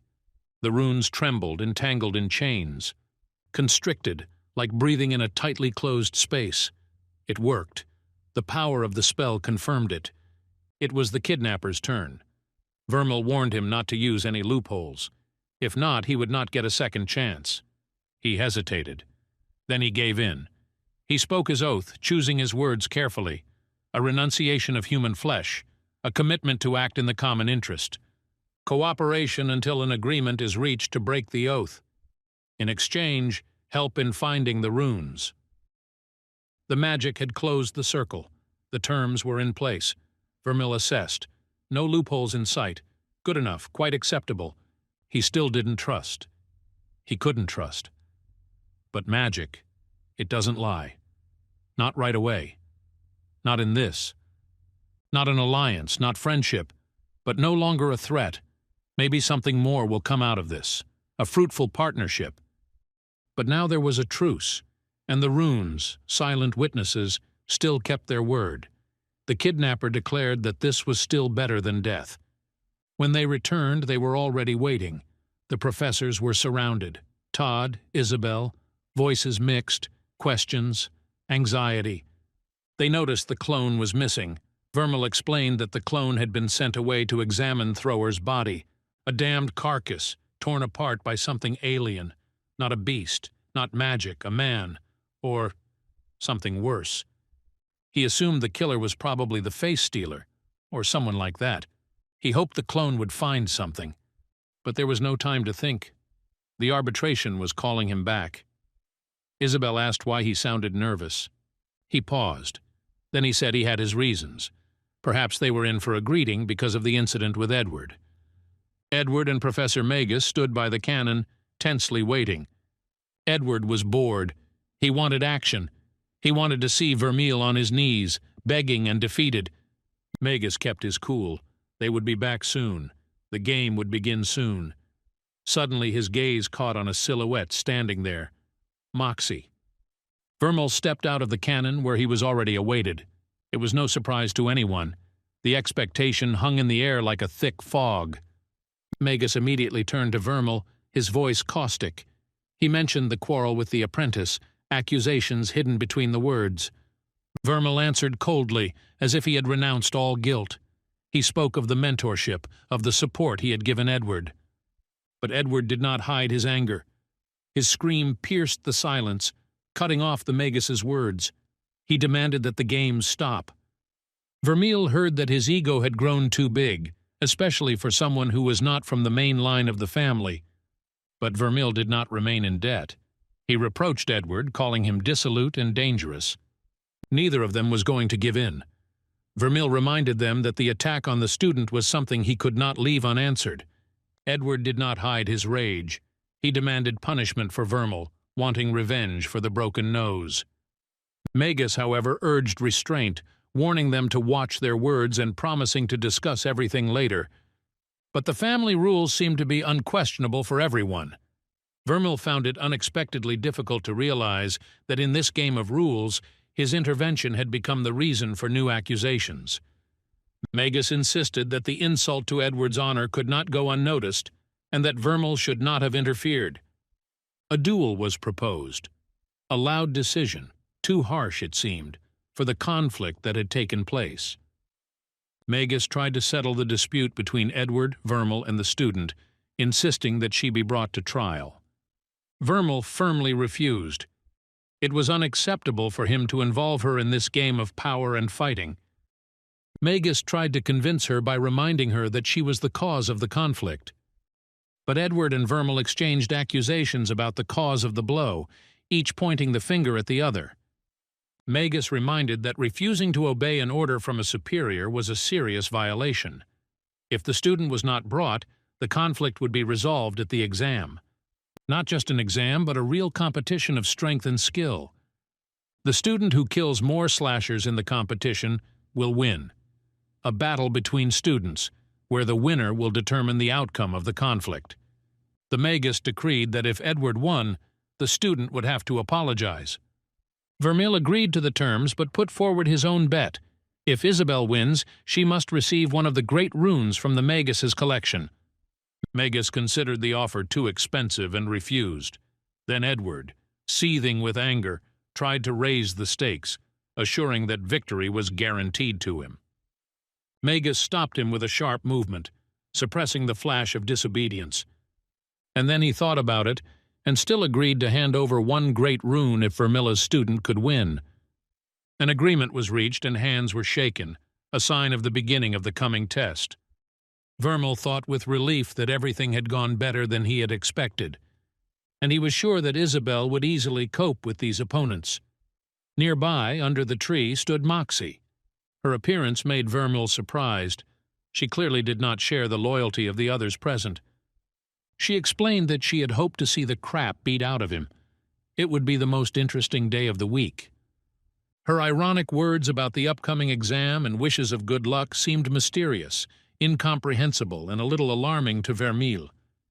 He couldn't understand what exactly motivated this woman and why she so abruptly rejected everyone else. It remained a mystery to him. Night fell and Vermeil fell asleep. But there was no peace. In his visions, the bed was burning. The walls of the room were engulfed in smoke and flames. In the midst of this nightmare, the sinister eye of a monkey flashed before my eyes, cold and piercing. He woke up suddenly and had difficulty coming to his senses. What was that, he thought, feeling a heaviness in his chest? It was a devilish thing, some deep inner anxiety. He hadn't died in a long time, and his dreams should have gotten better, not so dark. He rubbed his eyes, but the image of the ominous gaze continued to haunt his mind. The memory of that terrible eye belonged to the hellish reaper, which left a deep mark on his soul, like damage that imposed an invisible connection between them. Anger rose within him with renewed vigor. Damn it, as soon as the exam is over, he'll find this bastard and put an end to this. Morning came and Vermeil was flying on the flying sword, gradually getting used to this strange flying thing. He tried to feel his balance, spreading his arms out to the sides, and it seemed he was starting to figure it out. But soon he couldn't hold on and crashed into a tree, falling to the ground. His disappointment was obvious. The broken sword seemed completely useless. His face-stealing double peered out from behind a tree, glad that no one had witnessed his absurd fall. Vermeil snapped irritably, telling him to just deal with replacing the body. He can't watch him control his corpse. The face-stealer explained that he doesn't just control the body, but carefully studied every detail to recreate it perfectly. Vermeil thought about how unusual this face thief was. They were barely able to converse. The kidnapper asked what kind of body he should choose. Vermeil replied that he didn't care, but something within reason. He was not like the others, and now he decided to choose a name for himself. Options like tree and leaf sounded strange, but they brought a slight smile to both of their faces. These are not quite human names, Vermeil replied. The face-stealer happily approved of the choice of the name Leaf, shortened to Lee. He warned that they would be vulnerable during the body change, so Vermeil had to deal with the monsters himself. Vermeil was ready. It wouldn't cause him any problems. Suddenly he heard a terrible sound. Suddenly a pretty girl appeared in front of them, which made Vermeil surprised.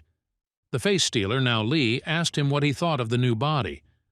Vermeil was taken aback and admitted that Lee had only made the situation more confusing. He wondered if they even had a concept of gender. List said that face snatchers are capable of teaming up.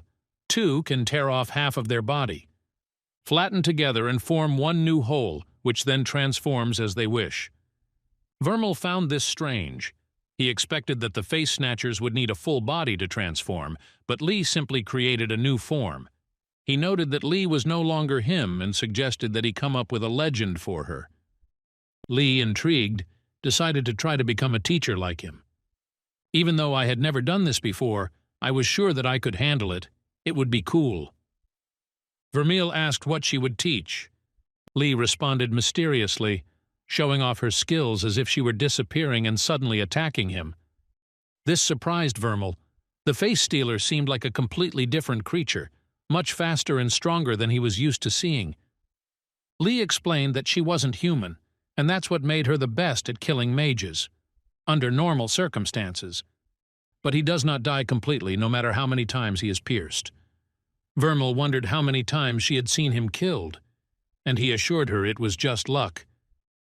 They agreed that Lee would become his assistant and teach him the art of fighting. She wanted to demonstrate her skills because he is immortal and can afford risky demonstrations. However, he immediately warned, no mention of his death in front of others and no demonstrations because he is dying, but not forever. Until they practice any ability usage, she'll still beat Vermeil for fun. Vermeil made it clear that he was willing to allow Lee to work with the students, but only if she proved her trustworthiness and would not harm them. To confirm his words, he clenched his fist, engulfed in magic, making it clear how everything would end otherwise. Lee noted that if she wanted to kill someone, she would have done it a long time ago. She was getting bored and suggested going to arbitration. Vermeil refused. They still had one more unresolved detail. The weeks leading up to the exam flew by. There was still a lot of work to do. Vermeil met Lee several times, and as much as he hated to admit it, she did have skills he could learn from. She showed sincerity, did nothing threatening to him or his students. This was surprising. Gradually, he came to a decision. After the exam, subject to certain conditions, he would allow Lee to teach Todd and Isabelle, but only under his personal supervision, and without the ability to destroy anyone who tries to harm them.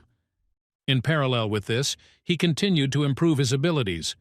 He replaced 2 more wind runes with vibration runes, and he began to feel how their strength was slowly growing, as if filling up from within. However, fatigue accumulated. Every night the eye of the hellish reaper prevented me from sleeping. He stalked Vermeil as if watching him from the darkness, and every time he caught sight of that face out of the corner of his eye, Vermeil felt it enjoying his suffering.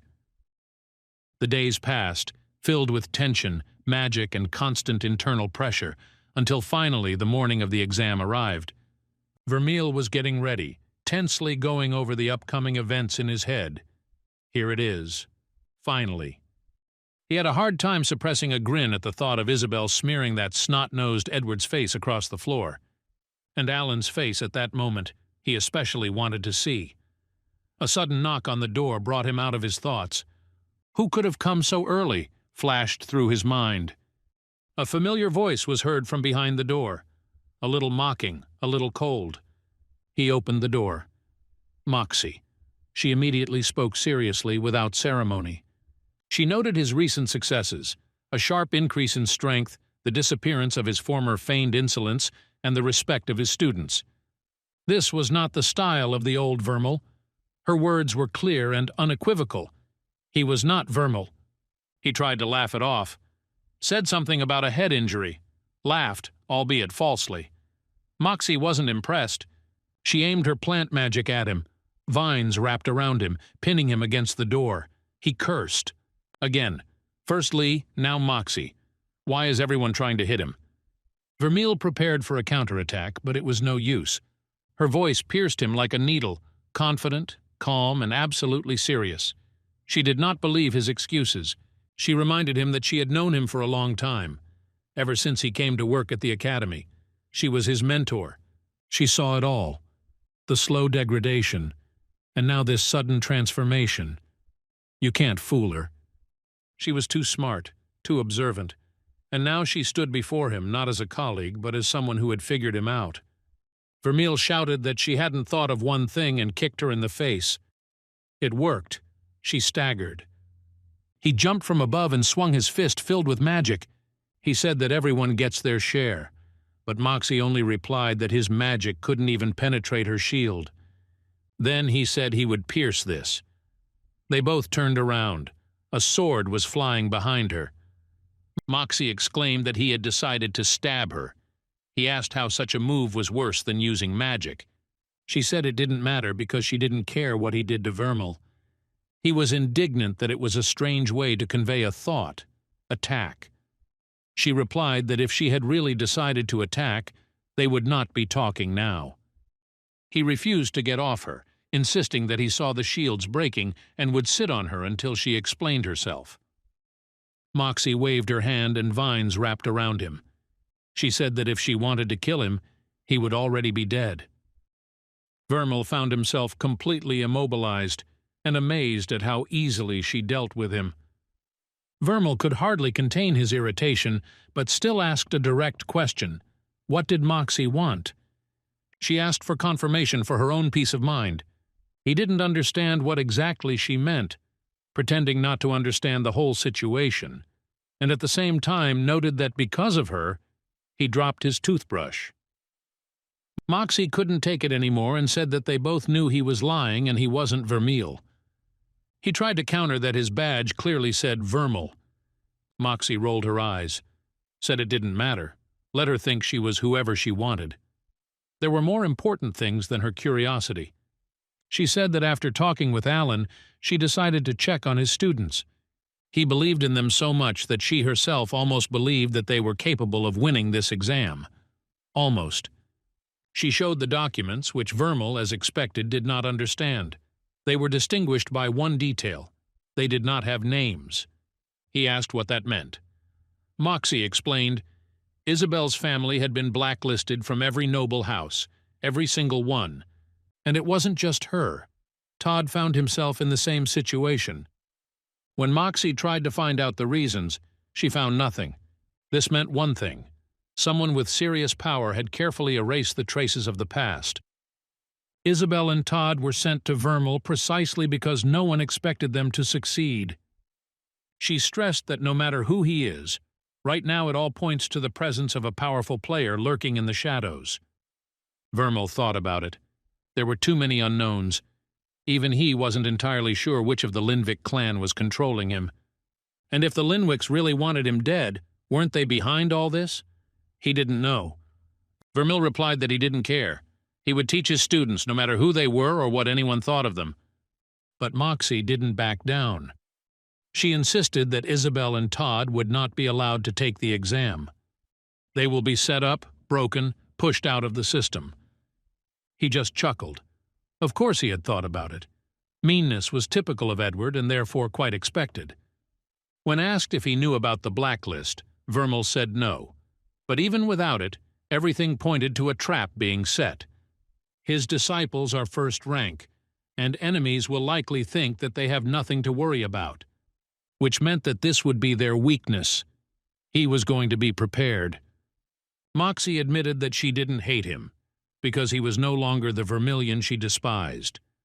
She even admitted that she could help if he admitted the truth. Vermeil thought for a moment and then asked her a question. He spoke in metaphors. Moxy agreed to play along. She had to imagine a ship that set out on a journey to fight pirates.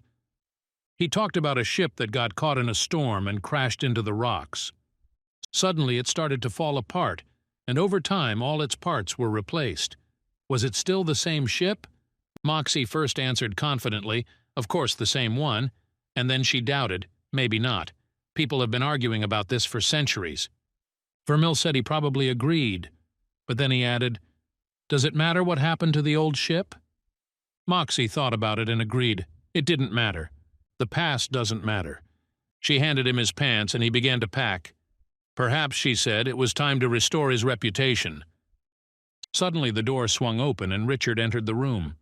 He started with a cheerful remark that he came to pick up Vermeil for today's exam, but did not have time to finish.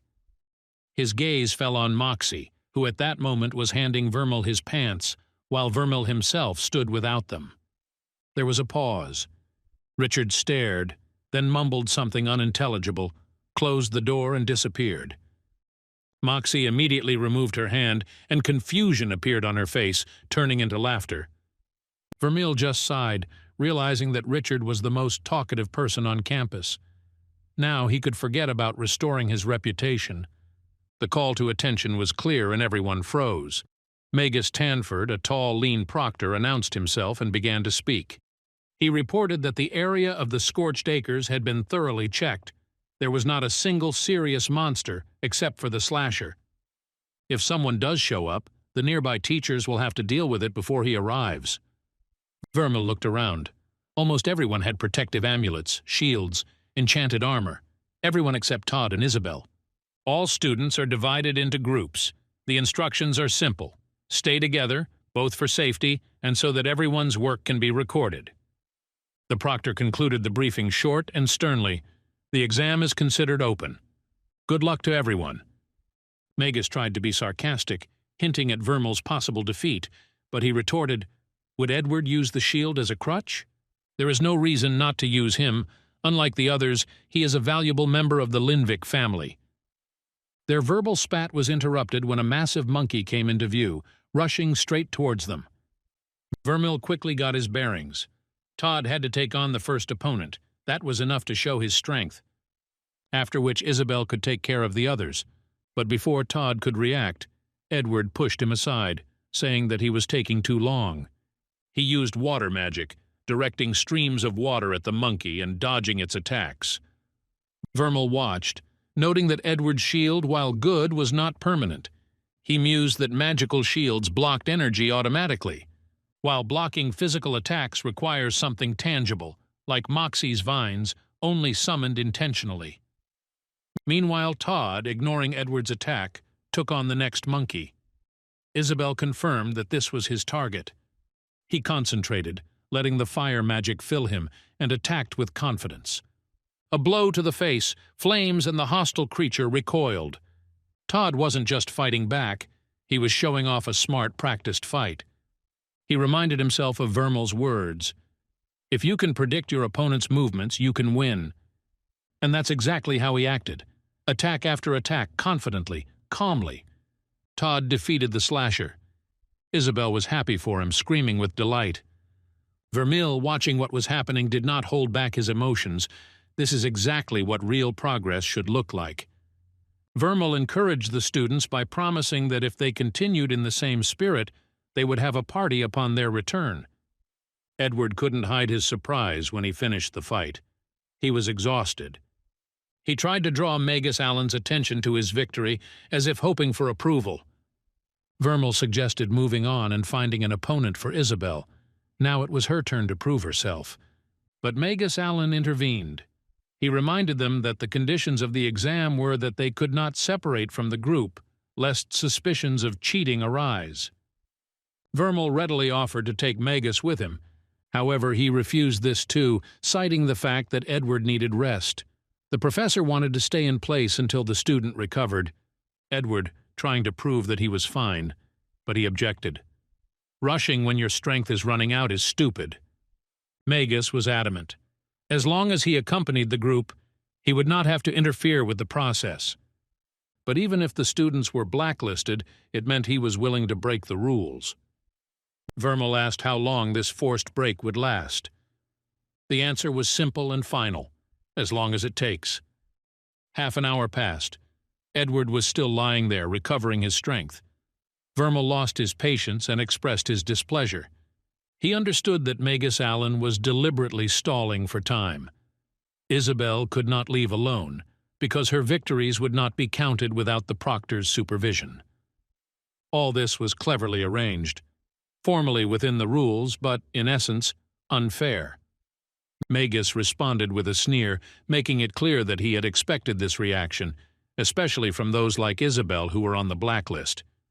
To be in the same group with a noble one is, according to him, almost a reward for people like her. But their argument was suddenly interrupted. Todd jumped out of the forest, followed by a huge monkey, one of the slashers. Vermil immediately realized that Todd had set it all up. He had brought the enemy himself so that Isabelle could enter the fight. Magus, without hesitation, cast an ice spell on the monkey and froze it, all for the safety of the resting Edward. Todd exploded in rage, but Vermil stopped him, ordering him to find another slasher. Isabelle could not resist. She turned to Edward, her lips pressed together, but her voice full of bitterness and contempt. She pointed out the absurdity. He has everything: privileges, protection, power, and respect. She has nothing. So does he really need to resort to cheating to win her over? Edward was at a loss for words. He was confused, but his pride would not allow him to retreat. He stood up. Briefly and without emotion, he said that he was ready to continue. Magus, pleased as if he had been expecting this, nodded with a cold smile. Everything was going according to plan, or almost. Edward was ready to attack. Vermil came up with a plan. He needed to steal the kill with the finishing blow. The exam rules didn't specify who should do the bulk of the damage. Magus instructed Isabelle as a close combat fighter. She was at a disadvantage. If she got hit, the responsibility would fall on her. Soon, Todd jumped out of the forest, followed by Slasher, leading the monster towards the group. Isabelle charged forward and Edward followed silently behind her. He directed his magical power not at the beast, but directly at Isabelle. Vermil realized what was happening but did not have time to intervene. His student was in real danger and he had no way to stop the magical attack. At the last moment, Lee appeared. She grabbed Isabelle by the collar and pulled her aside. Edward's attack missed. A short fight followed and Slasher was defeated. Isabelle managed to deliver the finishing blow. Vermil stood there dumbfounded. It was obvious. Edward had aimed not at the monster, but at the student. Lee saved her at the very last moment. He approached Magus and demanded an explanation, but he calmly stated that Isabelle herself was in the wrong place. Vermeil didn't believe it. He was sure the attack was deliberate. Vermeil stood before Magus, the tension between them reaching its breaking point. Magus attempted to maintain the appearance of control, accusing Vermeil of provocation and demanding an apology. Magus tried to humiliate him by calling him Little Professor and ridiculing his emotional reaction, as if everything that was happening was just a family drama that didn't deserve to be taken seriously. However, instead of words, Vermeil acted differently. His fist abruptly met Magus's face. He flew back without even having time to finish his sentence. Vermeil, with feigned innocence, said that he had simply killed a large mosquito that was supposedly sitting right on his interlocutor's nose, and he apologized with open mockery. He added that one could hardly be seriously blamed for such a thing. Magus summed up that the score was now equal between them and suggested moving on, pretending that the incident had not happened. Vermeil, turning to Isabelle, acknowledged her efforts, but noted that now was the time to prove her superiority. Isabelle replied that she would not lose. Todd, noticing the blood on Magus, Vermeil noted that it was caused by a large mosquito. Killed by slashers, one by Isabelle, one by Edward. Isabelle launched an attack and killed another one. 2 for Isabelle, 1 for Edward. Isabelle repeatedly attacked and destroyed the monsters while Todd tried to distract Edward. 3 Isabelles, 1 Edward. Todd and Edward fought the slasher. Todd managed to kill another slasher, and Isabelle's score quickly grew. 5 for Isabelle, 1 for Edward. Isabelle and Todd worked together in unison, and Magus became increasingly irritated and angry, clearly wanting to stop them. 7 for Isabelle and 1 for Edward. The exam came to an end, and all the participants gathered in the square. Vermeil, turning to Magus, reminded him of the promise they had made and expressed his satisfaction. Edward, enraged, accused Vermeil of cheating. Vermeil calmly asked him to explain what specific techniques he had used that Magus Allen himself had not used. He stressed that if Magus had indeed resorted to dishonest methods, Edward should have named specific instances.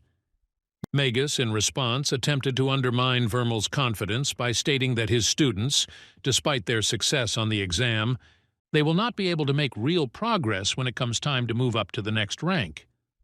Vermeil insisted that his students had names. Let him use them. He called Isabelle and Todd blacklisted trash who lacked the necessary talent and potential and expressed doubt about their success. Magus invited Isabelle to tear out any page from the book he wanted. One decent rune would not correct their worthless nature. She looked confidently at the book, taking his threats with disdain.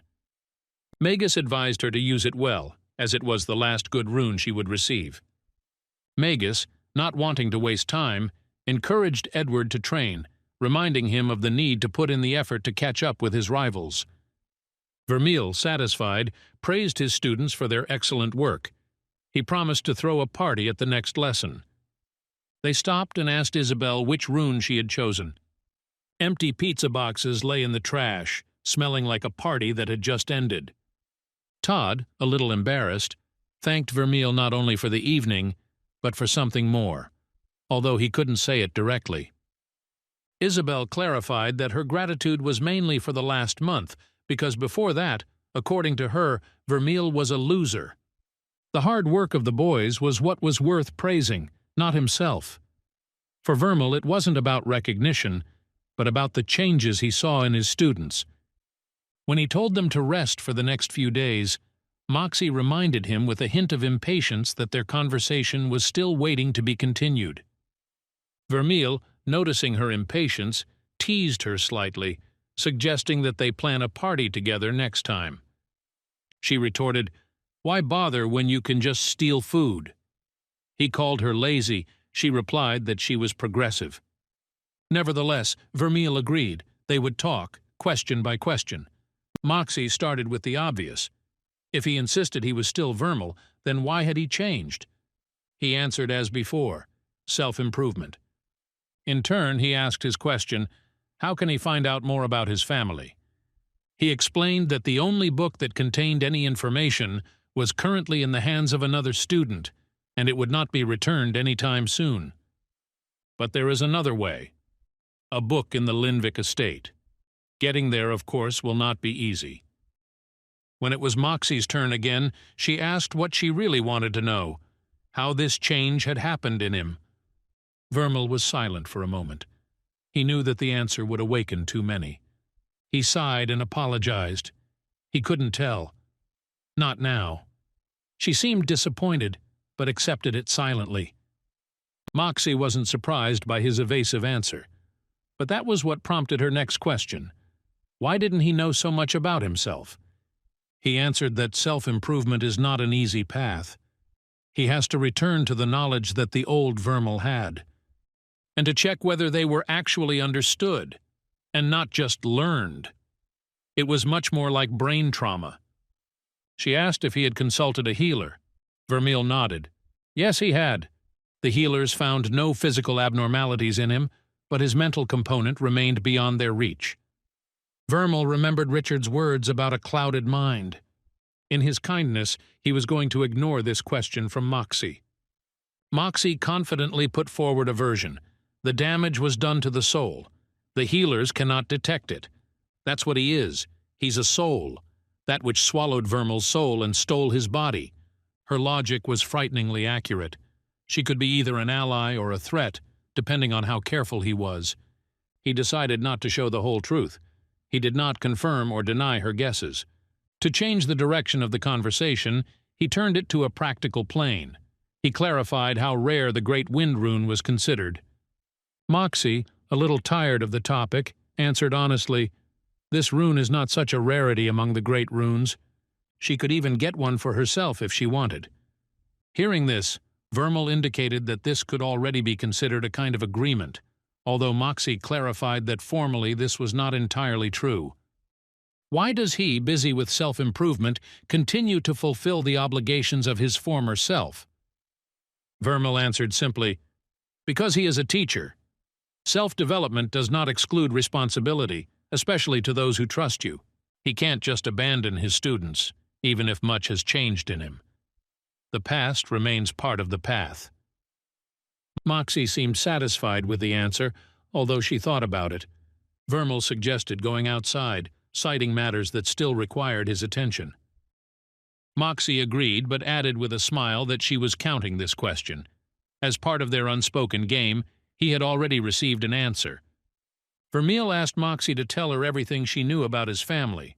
She sarcastically noted that he called himself Vermeil despite such questions. Moxy sighed wearily but still answered. According to her, the Linwick family is one of the most powerful and dangerous in the Arbalist Empire. This is a noble family, whose influence is felt in all levels of power, and even the powerful prefer not to cross paths with them without good reason. When they approached the building where Vermal's room was, he said goodbye briefly, citing business. Moxy tried to stop him, but was too late. At that moment, everything suddenly changed. The massive figure of the slasher appeared before him, distorted, as if emerging from a memory or a dream. The creature screamed, and Vermal was momentarily confused. The voice he heard was familiar. It was Lee. He realized it was a vision again. His head flared with pain, and the world before his eyes began to lose clarity. Lee stood in his room with that carefree, almost childish expression on her face that was in stark contrast to her abilities. Vermal went inside, pushing Lee aside, explaining to Moxy that he was busy right now, and closed the door. The door slammed shut in front of Moxy. Vermeil tried to remain calm, but the tension was growing. He was confused. How did she get here? She had come inside, through the crack under the door, and it wasn't just unexpected, it reminded him of how alien her nature could be. He asked her the question, assuming that all face stealers had this ability, but Lee just shrugged. She wasn't sure. Perhaps she was one of the few, or even the only one with such a skill. Moxy was knocking on the door, screaming that she hadn't finished. She wanted to know what was going on and who it was. While Vermal tried to calm Moxy down, Lee was already looking around the room. She was grabbing books, opening drawers, touching things. He stopped her abruptly, irritated by her intrusion. Her behavior seemed careless, immature. She didn't know how old she was, maybe 20. Vermeil became wary of Lee's appearance in his room and expressed concern that someone might see her. Lee assured her that no one would notice and pointed to the mirror, where she looked in admiration, comparing her reflection to the perfectly flat lake. Meanwhile, outside the door, Moxy was demanding to open it louder and louder, threatening to break it down. Vermeil calmed her down, asking her to wait a minute. Lee explained that she wanted to tell Vermeil about the Hell Reaper, an idea that came from his mutterings in his sleep that she heard. She's been watching him in his sleep, watching him toss and turn on his pillow, trying to figure out if he can beat the Reaper. And she has an idea. This idea made Vermeil think. He was ready to listen. Lee began her explanation by saying that a normal Reaper had a huge ring of fire aura, a trait that Vermeil had heard about, but had never personally seen up close. Lee confirmed its presence and added an important detail. The aura sometimes fades. This, in her opinion, is due to the passive effect of the master rune that the Reaper possesses. She explained that the passive effect is the main difference between normal and master runes. It may be unexpected, but its effect is constant. Lee explained that master runes are the pinnacle of rune magic, so deeply focused on their concept that their power sometimes turns on the owner. There was some logic to this idea. The closer to absolute power, the more side effects, especially if the concept of the rune itself is imperfect. She added that she didn't know exactly why the Hell Reaper's magic was fading. Perhaps it wasn't just the lack of fire, but something opposite, something more fundamental. It was at that moment that Vermeil realized something important. Vermeil realized that all this time he had been missing the point. To divide is to split, to tear apart. The opposite of separation is not just unification, but something deeper: connection, anchoring, an inseparable attachment. That's why he came back to life again and again, not by chance, not by luck, but by a magical chain of cause and effect. The flask on his belt, the same one that had killed the original Vermeil, wasn't just an object. It was an anchor, a symbol of that very connection that had kept him from leaving completely. He touched it, now understanding its true meaning. And then Moxy burst into the room, irritated. Vermeil turned calmly and introduced Lee as if nothing had happened. Having said that she was a face stealer, Lee waved her hand completely casually. Moxia stood looking at them with an expression of complete disbelief. She demanded an explanation, and her tone was extremely serious. Vermeil assured her that everything was under control. Lee had sworn a runic oath that forbade her from causing harm and obligated her to cooperate. It was their agreement. The words about the rune oath impressed Moxy. She couldn't believe that anyone could force a face stealer to take such a vow. Her voice trembled with a mixture of anger and anxiety as she demanded to know how Vermeil had pulled this off, why he had done it, and whether he had lost his mind. Lee replied that it was none of her business. Vermeil was angry. It was her business, but he asked Lee to talk to Moxy without any grimaces. They need her help. The answer to the question of why was that Lee could not break the rune oath. A runic oath takes something from both parties. You literally bind your runes to each other. If she dies, his runes will be damaged. And if the damage is sufficient, the soul will split. And if he hasn't noticed, face thieves don't stay in human society for long. That explained a lot, so people don't throw oaths around left and right. But Lee shouldn't suffer from his deaths, because the runes are part of his soul, not his body. Every day Lee regretted it more and more. She was bored of sitting and doing nothing. She was tired. Moxy kept her eyes on Lee, analyzing her every move. Lee was different. Her behavior, her emotionality, and more importantly, her liveliness. Everything spoke in her favor. Even Moxy began to believe it, albeit reluctantly. She admitted that maybe Lee really wasn't the enemy. But there was a worry beneath her words. This was all still dangerous, both magically and humanly. And yet, despite everything, Lee was willing to stay and help. Moxy knew that whatever Vermeil was planning, he had crossed the line long ago. She was interested in how he wanted to do it. Vermeil just smiled in response without saying a word. 2 days later, the students gathered in the clearing. Vermeil stood in the center, dressed unusually for a casual day. He drew everyone's attention to himself, preparing for an important announcement. He wanted to introduce his assistant, Professor Lee.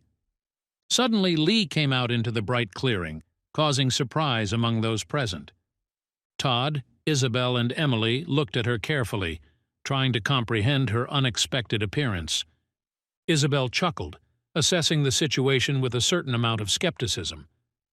Despite this, she acknowledged the effectiveness of Vermeil's training and did not object. Vermeil admitted that his reputation left much to be desired, but he hoped to change Emily's mind. He offered Moxy to spar with Lee to convince everyone of his words. Vermeil wanted Emily to believe in the validity of his words and doubted that she would appreciate his demonstration. Besides, Moxy was the better fighter. Moxy was surprised but agreed, understanding the importance of the task. The atmosphere was filled with tension before the fight began. Lee explained that the rules were simple: only physical attacks, no magic, and the winner was the one who knocked the opponent down. Moxy was ready and serious, relying on Vermeil's support. Moxy agreed to start sparring. Lee allowed her to make the first move. Lee smiled and Moxy focused before attacking. Moxy swung her fist, but didn't expect the kick to her leg that knocked her off her feet. She fell down in pain, and Lee insisted that she had won. Todd suspected magic and trickery as he watched what was happening. Emily encouraged Moxy not to give up, and Isabelle wondered if the lesson might be in breaking the rules. Emily asked what this lesson was supposed to teach them, expressing doubt about its usefulness. Moxy admitted that the lesson had been useful and began to understand how Lee moved so quickly. Lee admitted that she cheated by using magic. Todd was surprised how exactly she did it because there are few ways: either cast spells actively or fill objects with something magical. Isabelle guessed that Lee had infused herself with magic. Emily pointed at her and said, "Silver-headed point." Body enhancement was considered a common technique for high-ranking mages, but for a first-ranker, it was unheard of, Moxy thought. This ability required reserving part of the rune's volume, so mages with small and low-ranking runes avoided using it. Ali explained that it was not necessary to go to Veybank. A weak body enhancement could last a long time and not cause serious harm, and a small flaw was worth it. Besides magic, another trait is important in battle, she added. Vermeil praised Lee. She was doing well. Maybe she could be a professor. Todd first called strength important, but Ali objected in a raised voice. Vermeil changed his mind. The correct answer was flexibility. She gave an example by bending over and explaining that controlling the body helps avoid blows and strengthen her attacks. Isabelle wondered how she did it. Lee promised to teach everyone a daily routine for training. Todd asked what this secret technique would be. Lee replied that it was not a secret technique, but rather stretching, warning that a high pain threshold was needed. An hour later, Todd was screaming that he couldn't feel his legs and asked if they were still there. Lee explained that you need to do a full set of stretches in the morning and assured that progress will not be long in coming. Lee said goodbye until the next class. He complained that he wouldn't make it to his room, and Isabelle said to stop whining. Emily admitted that she felt like she was stuck with them for a long time. Vermeil praised Lee for her good work and noted that a little less insulting would have made her a good teacher. Lee admitted that she had never taught anyone before and considered it a mockery, although she received gratitude for it. Vermeil explained that for teachers, this is a normal work process. Moxy was ready for the request and handed over a sheet of paper describing the catching paper, magical paper for catching runes from slain monsters and transferring energy to other runes. Vermeil admitted that he owed Moxy a debt and promised to remember it. He mentally noted the approach of his difficult days associated with the study of the Great Wind rune, and he expressed his determination to come for the hellish Reaper as soon as he took possession of her. He set fire to the rune drawn on the piece of paper, and it gradually turned to ashes. Looking inside himself, he saw how this rune came into being. He praised himself for his efforts and thanked himself for the help that had allowed him to get to this point. Suddenly he touched the rune and saw a hellish reaper standing among the ruins, surrounded by runes. He wondered what would happen if, instead of simply breaking the rune, he used the power of division on it. He wondered if there would be energy left after the division, and if he would be able to absorb it. Feeling the energy of the large rune flowing into his hand, he tried to reach the desired part of the rune with his other hand. He tried his best and almost reached it, finally touched it. I wondered if the rune would split into 7 parts, hoping that it wouldn't. This made him realize that he was unable to separate the base runes, but could absorb pieces of their energy. There was much more energy left than usual, and he could use it to fill his new Great Wind rune. The first time he used the power of the separation rune, Vermeil felt his body remain intact and even become stronger. An extraordinary energy was boiling within him, and he moved faster than ever before. The power absorbed from the lesser wind rune fed his great rune, filling it to the brim. The last barrier standing between him and victory over the hellish reaper had fallen. His soul was almost completely restored. With each new rune he improved and strengthened, he came closer to the fullness of his power. Vermeil knew that when the moment came, he could use division again, this time without fear. Lee watched Vermeil from a tree. He stood at the edge of the forest, surrounded by a light breeze. Without turning around, he felt her presence. A shadow slipped between the branches. She jumped down, landing silently. He knew she would come. He announced his temporary departure, citing the need to focus on a new business. Asked Lee to take over the classes in his absence. No explanation followed, only fatigue and determination. Lee accepted his decision without objection. She expressed doubts about the success of his plan, but did not deter him. Vermeil was calm, as if he had already stepped into the unknown. She was left alone, watching him as he walked away silently, without words, with the weight of a new journey behind him. Lee wished him luck.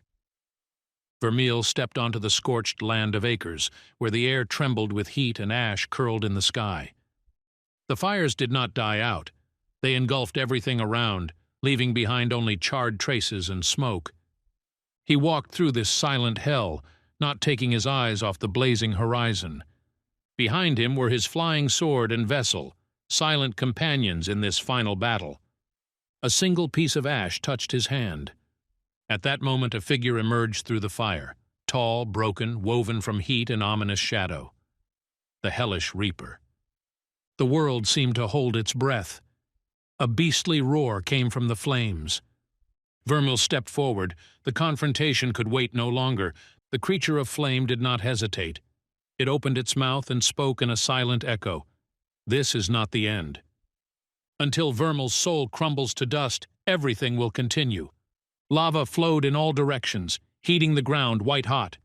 Vermeil rushed into battle through the heat and blows, again and again.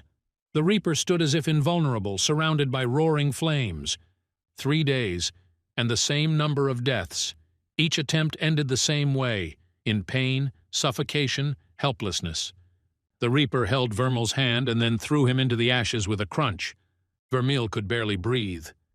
He tried to activate the wind rune to create a gust to distract the enemy. Formed a wall of ash to smother the flames. He leapt forward to strike, but was too late. The Reaper unleashed his power on him. One swing was enough to make all the air disappear. Vermeil collapsed. The body did not obey. The lungs did not work. The chest convulsively rose, vainly trying to inhale at least a little air. The power the Reaper wielded was a perversion of the very foundation of magic. It was not simply a fire rune. It was a master rune that controlled oxygen itself, the fuel for both breathing and flame. Ash slowly settled on the ground, the twisted silhouettes of trees smoking in the fiery haze. Vermeil lay unconscious on the charred ground, the Hell Reaper watching him silently through the heat. His body glowed, with a faint inner glow of a soul that refused to give up, no matter what. High in a tree, out of the reach of the heat, sat Lee, swinging his leg and watching the goings-on below. The sarcasm in his voice hid his concern. Vermeil came to his senses and sat up with difficulty, returning to life. They exchanged a few sarcastic remarks, but beneath the irony, one could sense the fatigue that had been building up with each rebirth. Vermeil admitted he was too close to the truth to give up. The Hell Reaper wasn't just an enemy. It was woven into his soul. They were connected by something unnatural, perhaps by the very magic of death that took him again and again. Lee felt how the light of Vermilova's soul was growing dim with each passing day. He wanted to say, "Enough." But he knew he was not the one to back down. Instead, he noted, "Sooner or later the limit will be found. And if it comes suddenly, the price may be too high, not only for Vermeil, but also for those whose runes are now intertwined with his." Vermeil admitted that he didn't always make smart decisions, but inaction was not his way. He could not and did not want to stop. Each time he felt that just a little more and victory would be his. Confidence was in his voice. Now he knew all the enemy's techniques. Lee didn't look convinced. She'd heard this before, every time Vermeil returned from death. Vermeil compared the battle with the Reaper to a battle with small monkeys, and the comparison sounded almost comical in this setting. Almost. Lee reminded him, what if the Reaper still had hidden techniques? Vermeil just shrugged, so he would die again. But each time he will learn more. And when the moment comes when there is nothing more new to learn, Vermeil will be ready. Then it will be his turn. Vermeer sat in silence, his pen scratching across the paper, line by line recording calculations, mental constructs, strategies. This time it had to work. It couldn't not work. He felt it deep inside, even through the pain and exhaustion. He flew out on a flying sword, again into the scorched acres, again to the hellish Reaper. He shouted a challenge, anger filling him, but it quickly turned to pain. Another attack and Vermeil's body was pierced by claws. Everything went wrong again, death again, failure again. He came back again and again, burned, drowned, crushed, torn apart. He lost himself little by little with each death. His soul cracked like glass under pressure, but his consciousness became clearer. He understood more, he saw deeper.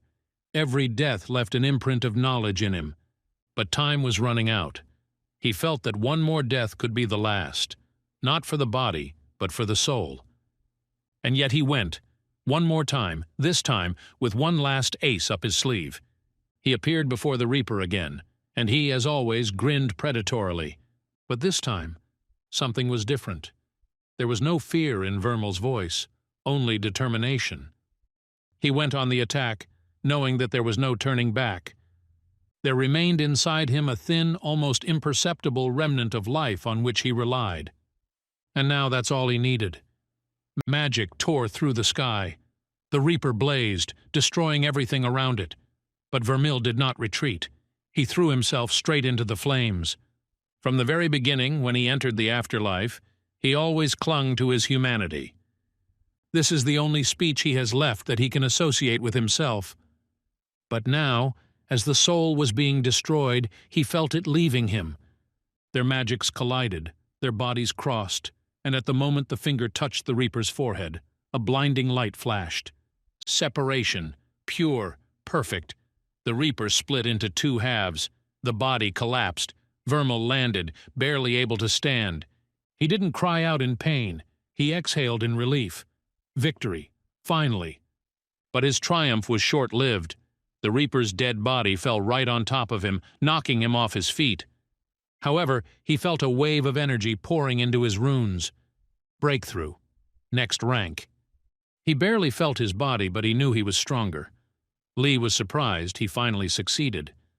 Somewhere off to the side, Lee, sensing a surge of power, cursed and ran towards him. Acres shone. Space warped. A portal opened. Two people came out of the portal. Something happened in these damned acres. Someone had killed a Hell Reaper, and there was a note of alarm in their voice, which meant that the arbitration was now under threat. Among the ashes, in the shadow of the half-decayed enemy, Vermeil lay motionless. But his eyes were open, and they were already looking into the distance. The disappearance of the Rune Master left the arbitration's position extremely vulnerable. Victory over such a creature could not be accidental. It required strength and preparation. There was only one conclusion. At least 2 people were involved. One fought, the other stole the rune. This meant penetration. Or perhaps the access was stolen. The Magus's robe, which allows one to bypass magical shields. The situation quickly escalated. The attack on the arbitration was treated as an act of war. There was no point in staying here any longer. One of the mages returned to the portal without saying a word. The second lingered. He studied Vermil's dead body, which still contained traces of magical energy, and the Reaper's ashes. The decision came quickly. The bodies could not be left. He activated the transfer spell and, together with the bodies, disappeared into the same light that opened the way for them here. Vermil returned to the cannon, realizing that Lee was right. He had acted rashly. He didn't take into account that the Hell Reaper could have been heavily guarded, since the school didn't just put him there for no reason. His impatience worked against him. There was a knock at the door. Vermil opened it, and before him stood a stranger named Near, a guard of the arbitration. He made it clear that every word would matter, and that there was no room for mistakes now. Vermil admitted that he had been in the Scorched Acres, to which Nair reported that the arbitrage had been attacked. And everyone who was nearby is considered a suspect. Vermil feigned surprise and wanted to know the details, but Nair said it was none of his business. He turned to Tim. He didn't tell him that Vermil was rank 1. He asked if Tim knew him or if he stole someone's clothes. Tim answered the question. This is his friend, Coach Vermil, confirming that Vermil is a first-rank professor and an honored teacher, beloved by his students. Nair was surprised how a first-rank professor could teach students. Vermil replied that he was trying very hard. Nair said he should forget everything. The Hell Reaper would crush the first rank, but he could still help someone. He was forbidden to leave the lands of arbitration. Despite this, Nair left Vermil under suspicion, warning that any attempt to escape would be taken as an admission of guilt. After talking to the guards, Vermil returned home and collapsed on his bed, feeling like an idiot. He thought out loud about his mistakes, remembering what an idiot he was. Lee's reaction was not long in coming. She made fun of him, noticing how he had caused a stir in the arbitration. They were talking about the body found in the Scorched Acres, charred and with his badge. Vermil was worried. However, Lee reassured him she took the badge and now the body will be difficult to identify. She explained that despite this, the mages believe that killing a Hell Reaper is the work of a large group. After all, it was almost impossible to deal with such a monster alone. This meant that the situation had become even more serious and complicated. Lee asked if Vermil managed to get the Master Rune. Vermil admitted that he hadn't checked it yet, but after all the tests, he hoped that at least this would remain with him. Vermil noticed that his runes were completely filled with energy. The Hell Reaper did leave a lot of power, but the real reward was the Master Rune. He looked at her carefully, warning her that he didn't know what would happen next, and asked her to move away. Lee noticed that the chosen location for the experiment was his room, which caused slight confusion. When Vermil tried to activate the runes, only a weak clap of fire came out of his hand, not exactly a tremendous force. Lee noted with irony that this fire was not connected to the Master Rune, and she suggested that the true essence of the rune is in changing the properties of oxygen. It makes it hyper-reactive, which violates the laws of physics. Vermil was interested in how combustion works. Trying to understand this, Vermil began to choke and collapse to the floor. He explained that he had made the oxygen inert, and it would take time for the body to get used to this state. The Hell Reaper was probably holding his breath during the fight. At that moment, Lee heard a knock on the door. Someone was in a hurry, and demanded that the door be opened immediately. They looked closely at the door, behind which loud and irritated cries could be heard. It was the guy Vermil remembered from the beginning, the one who said he was going to go away somewhere for a few months. The name Braden popped into my head. There were cries outside the door demanding to be let in, and insistent words about some official business of the Linwicks. Vermal apologized and opened the door. Braden finally walked in, but immediately fell silent when he saw Lee standing next to Vermeil. He assumed she was another student, but he received in response that she was a teacher. Jokes and teasing alternated between them. Then Braden congratulated him, I guess. Lee calmly left the room, leaving the men to talk.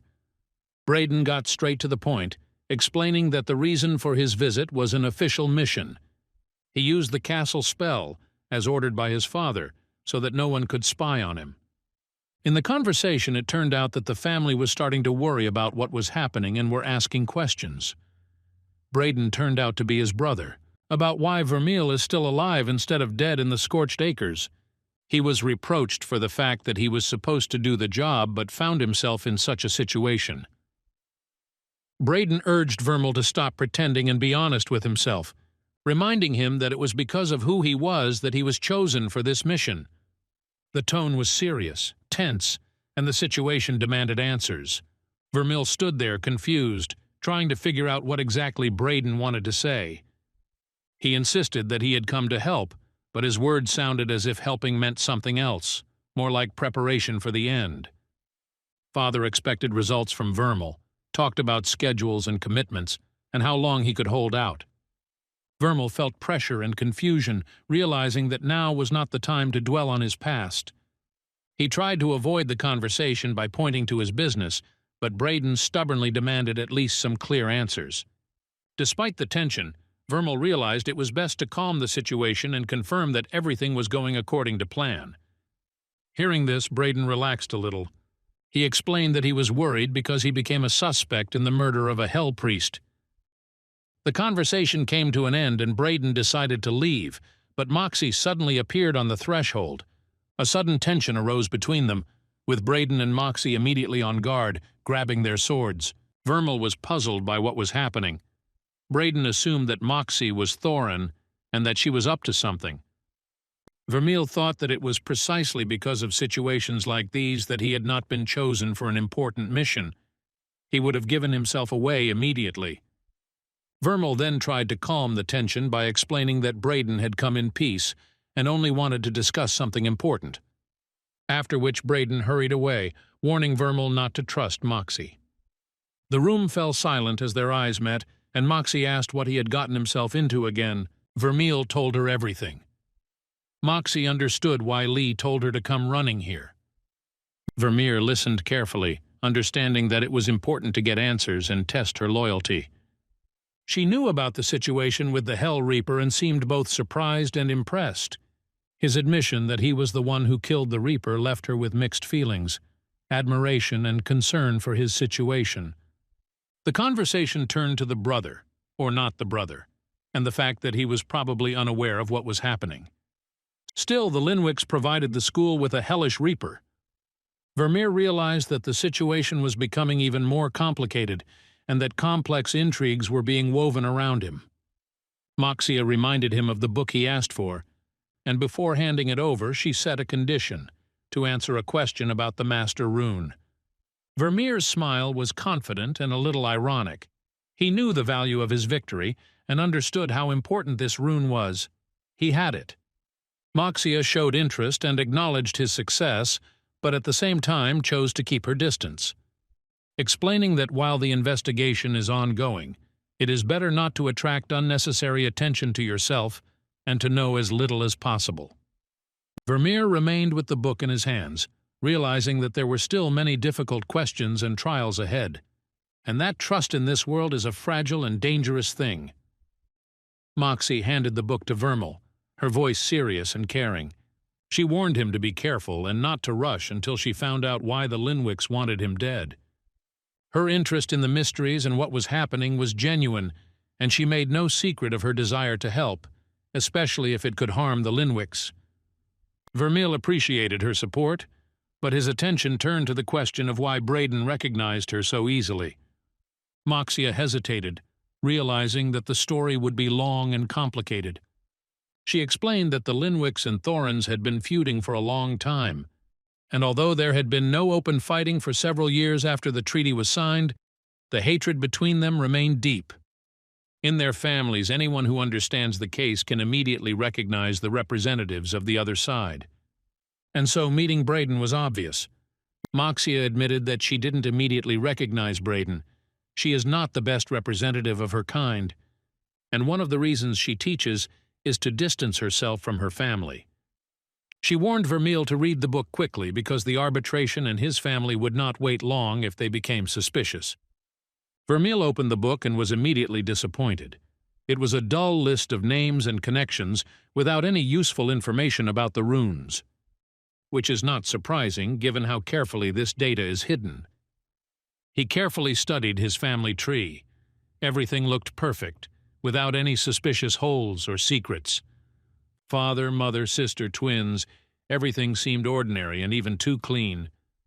After closing the book, Vermeil realized that this was not enough. There was not enough information. The key to the mystery lies somewhere beyond these lines, and to find the answers, you will have to act on your own. Vermeer opened the cabinet and looked at the shelves filled with various flasks and liquids. The hope that Braden wouldn't mind a drink flashed through his mind. Maybe a conversation over a glass would help them relax and find common ground. They sat at the table. The conversation flowed slowly, as if neither of them were in a hurry to return to their duties. Braden noted that the drinks were good and reminded them how long it had been since they had gotten together as brothers. He nodded, agreeing that it had been a long time ago, and apologized for the fact that their meetings always took place against a backdrop of work and stress. Vermeil noted that despite everything, such meetings are better than no meetings at all. Vermeil stated that Braden's work is better. With a biting irony, Braden added that the death of the Hell Reaper, although sad, was what gave them the opportunity to sit like this. He raised his glass, offering to drink to that.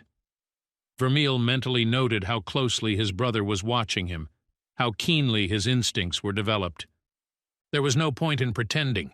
Every gesture, every phrase could be noticed. Braden didn't see any reason to worry.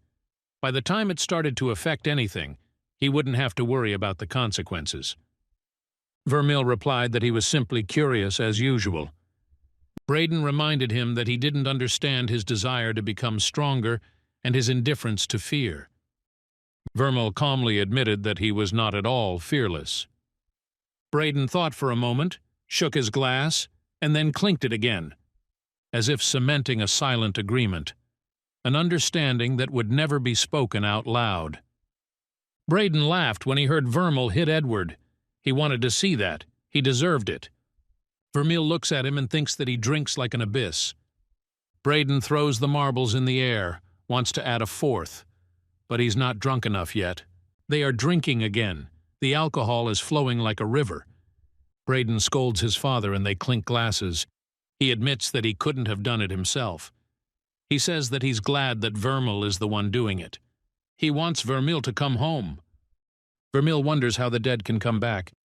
He stands up abruptly and says he'll be right back. Braden teases him not to pass out first. Vermeil leaves, head buzzing. Lee appears, incarnating in his eyes in several copies at once. Vermeil loses focus, doesn't know which one to talk to. Lee hands over the knife, an expression of cold detachment. Vermeil grabs the handle. He recalls that it was his idea. He plunges a knife into his chest. The pain is overwhelming, but he holds on. At least now he's not drunk. Braden hears a noise and asks if everything is okay. Vermeil replies that yes, his mind is clearer. He can think clearly now. It's time to get some information. Vermeil admits that he feels strange. He says that it's all wrong. He's just trying not to show it.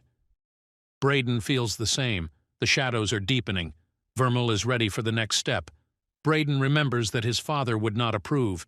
He looks at Vermeil with mild surprise. Vermeil thinks that confidence comes from not thinking about the consequences. He admits to himself that he was just trying to escape. For the first time, Braden realizes that his brother can be scared too. He calls himself not his brother, but his father's sword. Vermeil feels the cold truth burn him. Braden regrets that he came not as a brother, but as a messenger. He believes that their family should make the world a better place, but he only brings orders and threats. Braden says he won't tell his father he's late. Vermeil knows he wouldn't betray him. He hands his brother another bottle. Braden talks about a new assignment. If Vermeil fails, he will be replaced. But there is no one else like him. Braden thinks there's some humanity left in his brother. It's almost like a confession. He asks if Vermeil cares what his father thinks. Vermeil thinks about summoning, about the return that does not happen to the dead. He replies that he hates being late. Braden remembers the election, that it's about family. It all started because of them. Father wants to get into the main branch. One son is a victim, the other is a spy. Braden thinks he's a bad spy. He knows everyone knows it. Vermeil listens in silence, taking in the scale of the plan. He doesn't blame his father. He believes in his dream. Even though he's disappointed, Braden still respects him. Braden says that no one has ever completed this task. He states that if all goes wrong, Vermeil will be in danger of dying. Vermeil hears a hint of death and is at a loss. He realizes that he should have faked his death rather than actually die. Braden drunkenly discusses the risks of being drafted, ranting as if suicide were a mere formality. Vermeil is completely confused about what to do now. He scolds himself for bringing his brother to this state. Braden's words are confused between humor and seriousness. Braden suddenly says that he must believe in success. Vermeil nods, pretending to understand everything. Brother says Vermeil has always been his rock. He says he could be liked by others if he communicated more. It reminds him of their childhood. Braden thinks that moments like these are priceless. Vermeil freezes, alarm seizing him. Braden apologizes for being so frank. He says he understands how difficult it is to keep his distance. He admits that any relationship can be influenced by a demon. Braden asks permission to sleep. He thanks for the drink, almost in a whisper. Vermeil is stunned. He caught the word demon. The thought pulses. Braden knows something. They wanted to influence the elections in the main house. No, they must have had other motives. It seemed Vermeil was supposed to fake his death, or die by summoning a demon. He still didn't know what Braden meant. Perhaps that is why his soul ended up in this body. Maybe summoning a demon opens up the possibility of possession, or something like that. Vermeil was in the scorched acres for the summoning. He found himself in a rather secluded place, and for a second, Vermeil thought that Vermeil had failed the task, but perhaps it was the other way around. The demon could have stayed in the scorched acres, or even ended up in the arbitration. Lee listened to the conversation with Braden, then she became bored. Braden answered the questions and added new ones. Vermeil suggested they take a walk. Vermeil and Lee were walking through the park. He said that she was not a kidnapper. Lee was surprised and denied it. Then she admitted that she was a demon. Vermeil didn't understand why he had to pretend when he could just tell the truth. Lee confirmed that she knew the answers to many of the questions Vermeil asked Braden. She told how she had sat in the acres for a long time, struggling for life, without friends or enemies, with a constant feeling of hunger. Vermeil admitted that he understood her. She feels like she has a chance to live in the human world. Lee explained that she took this chance knowing that the Inquisitors were hunting demons. She assumed she would soon become part of them. Vermeil wondered if she thought he was going to get rid of her. Lee replied that she was simply playing along because Vermeil was asking Braden about something he had already done. Vermeil realized that this was another secret. She thought that only a powerful magician could destroy someone's soul, and that he was definitely not a demon. He didn't smell like a demon, and a real demon couldn't stay around him for long. He wondered why she had contacted him, copied his body, and came to Todd, expecting him to kill her. She was trapped in the scorched acres, Vermeil's summoning portal binding her to the place until she was given permission to leave. She made a runic oath to the original owner of the body to work together until they broke that oath. In return, he was to help find the runes. Vermeil noted that she had never made a vow to him. Lee explained that her contract required her to obtain Vermeil's permission, but he did not specify which soul should own the body. This loophole was her chance. Vermeil asked why she stayed. And Lee admitted that she was lonely. She had been waiting for this moment for a long time, but when she got here, she didn't know where to go or what to do. She didn't want to stay until she met Vermeil and his students. They spent time together. He trusted her, it was fun, and she became attached. Lee admitted that she lied about her identity and did not want to be alone. She was not fully bound by the oath, mentioning the original owner of Vermeil's body to avoid fulfilling it. Vermeil said he trusted her despite her demonic nature. He replied that he trusted even an idiot who stole bodies. Vermeil asked why he had called Lee and what he wanted to do with the elections. Lee explained that Vermeil had summoned another demon, and she had simply slipped in unnoticed. She didn't know anything about that demon. She just ran away because of his power. Vermeil realized that somewhere in the area there was a powerful demon, summoned by Vermeil to change the family's status. Lee confirmed this and admitted that she had withdrawn from her contract with Vermeil. She hadn't seen the demon in the Scorched Acres, and assumed it might be killing and terrorizing elsewhere. If so, it wasn't their problem. Vermilion may have pulled off the worst summoning attempt in history. He failed to bind the target, released the second demon, and destroyed his own soul. Lee apologized for not telling her sooner, but Vermeil didn't blame her and said he would have done the same. The demon is not really their problem, but the threat is close to the arbitration, which puts Vermeil's students in danger. Vermeil was afraid that no one would believe him or that they would start interrogating him, because he was still a suspect in the Hell Reaper case. She reminded him that he was the one who had created this whole situation. Vermeil decided to temporarily forget about the demon and said that he had an idea. Moxy was surprised by the visit at an inopportune time and reminded him that he was under surveillance by the investigation. He knew about it, but he wanted to know if she would be interested in a little field trip. Vermeil suggested going to the Linwick estate with Brother Braden to reduce the risks at school. Moxy was surprised and reminded that there was a high probability of Vermeil's identity being revealed. He wondered what was more dangerous, remaining in danger or taking Todd and Isabelle's students to the Linwicks after they took the runes from his book. Vermeil asked how to identify a fake rune from another noble house. Moxy explained that fakes are easy to spot when combining runes, and real runes are hard to track, but the secret ones are barely noticeable. If you don't show the runes to everyone, you can avoid problems. Vermeil then asked if they would believe him if he told them about a powerful demon on school grounds.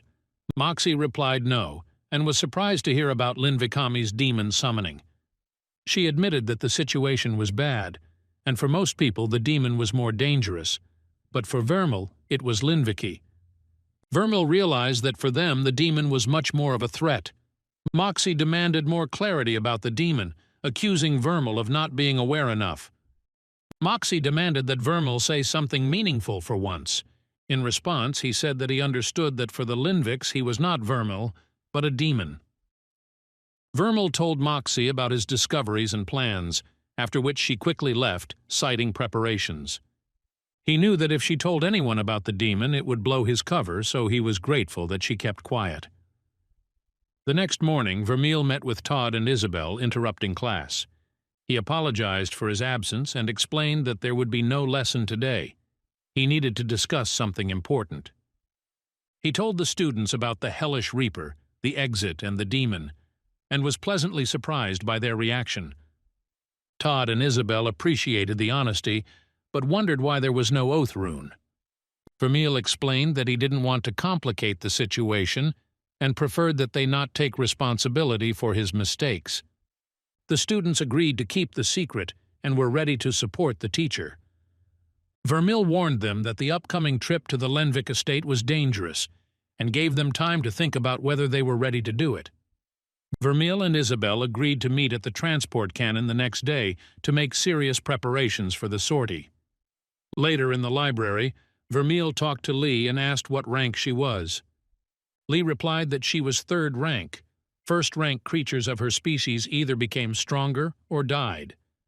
Vermeil then asked what Lee had managed to teach the students in his absence. She explained that she was talking about filling things with mana, the basis of magic that Moxy and Emily already knew, but for Todd and Isabelle it was new.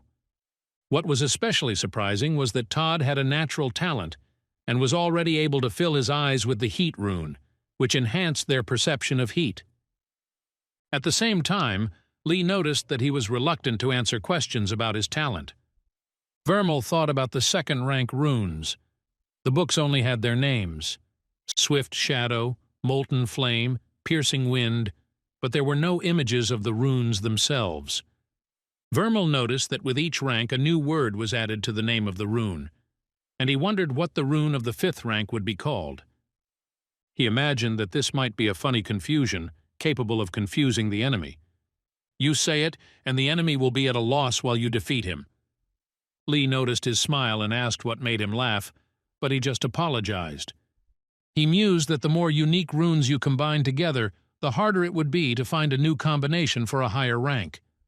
Therefore, simple names are better suited for long-term interaction with the runes. Vermal understood that when filling, it was not only the runes that were important, but also the intentions, and the same applies to their combinations. If he combines the runes in their current form, then most likely the result will be something unstable.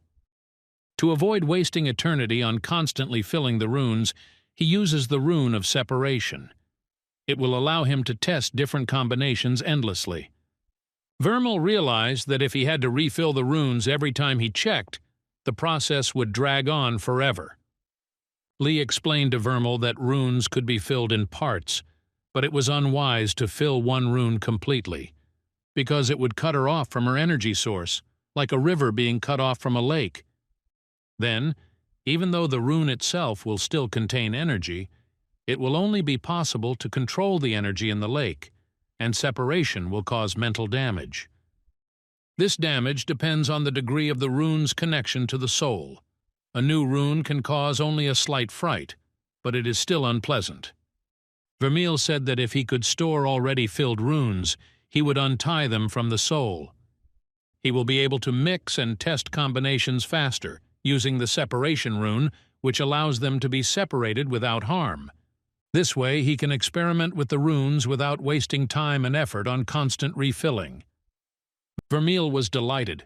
The idea of creating a collection of perfect runes, ready to use at any moment, captured him completely. He imagined himself walking around with an arsenal of perfect combinations, ready for any situation. Lee, noticing his enthusiasm, noted with a smile his almost childish excitement. Vermeil understood that the ability to store filled runes and combine them without risk of mental damage opened up enormous possibilities. All he had to do was replenish his energy reserves to finish what he had started. He made a decision to move to the 2nd rank. Early morning. The sun touches the roofs, but the streets still breathe cold. The gardener walks along the road, tired, with his head down. A figure flashes on the roof. He looks up. A woman is sitting. He can't make out her face, only her outline. She jumps down, the movement sharp and precise. Her hand squeezes his throat before he can scream. The bag opens. It is pulled in without a sound. The fabric is pulled tight, the rope is done, and it's all over. Lee drags the bag down the street. It moves, wriggles. No one sees. The street is empty. Only the footsteps sound muffled. Vermal waits. Her thoughts are confused. 10 gold coins is too expensive. The monkeys were worth less. She raised the price tag. Lee takes advantage of this. He can't get beyond arbitration. He's addicted. Lee waves at him and approaches, dragging a sack behind his back. The sack jerks and a muffled scream is heard. She kicks him. Everything inside freezes. He looks like an evil version of Santa. He's not sure there are monkeys in there. She urges him to kill the monsters. He looks warily, reaching out to the flying sword. The blade rises, trembling in the air, as if sensing a threat. He bends down and touches the bag with the blade. From inside there is a ragged rustle, a wheezing sound, as if something is tearing. He looks inside and recoils in horror. The bag is full of writhing, faceless parts. The sword strikes. Fabric and flesh fly apart in shreds. Lee looks calm, even a little tired. She points to the bag. These are face snatchers. Their smell gives them away. You can't confuse them. The blows knock off the mask. They forget who they were. Lee says she's already knocked them down along the way. He feels a surge of energy, sharp, intense, more powerful than any monkey. Too bad they're weak. Lee points out that the 10 coins were paid for speed and considers the complaints to be inappropriate. Vermeil apologizes silently, hoping that the favor includes disposal of the bodies. Lee tugs the bag away, glancing at who he thinks she is. Vermeil sinks beneath an ancient tree, letting the fatigue go. A warm shiver runs through the skin. Power fills the runes engraved in the soul. The moment of combining signs comes. He has 7 runes in his soul. Thoughts are stilled. The body is relaxed. Energy flows freely through the mind. The key is not violence, but a pure desire to see the next rune. The purer the circulation of old runes, the wider the future capacity. A new rune is nourished less than others, but is born capacious from the start. Half the available power is a good result, but legends whisper of a 10% ideal. Excess energy stretches the boundaries of the soul, making it more flexible. The edges of the runes close, press on each other, sparkle with potential. The inner world vibrates on the verge of breaking, but is held by the will. The soul trembles like a hidden beast before the jump. Each combination of runes expands the soul due to excess energy. All people have different souls, in size, shape, response. Some people initially hold less, but the growth of the soul is inevitable. Even with a small soul, you can hold an additional set of first-rank runes. At the second rank, you get access to a new slot. By the third, you can already have up to 7 second-rank runes.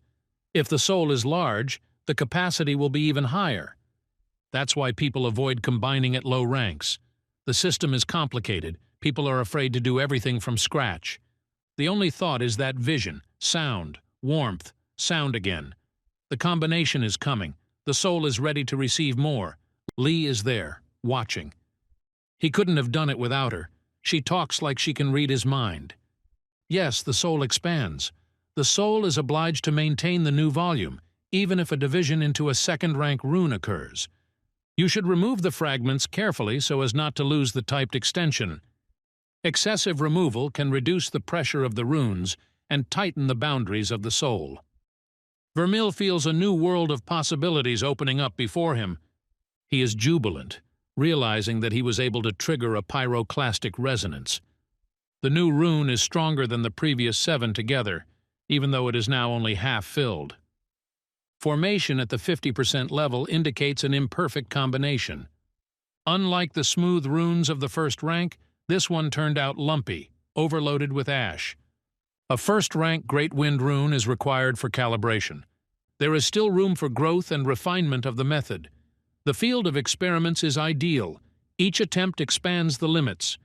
Lee notes the success of the process and the release of internal strength. Vermeil feels increased speed and power, confirming her ally's observation.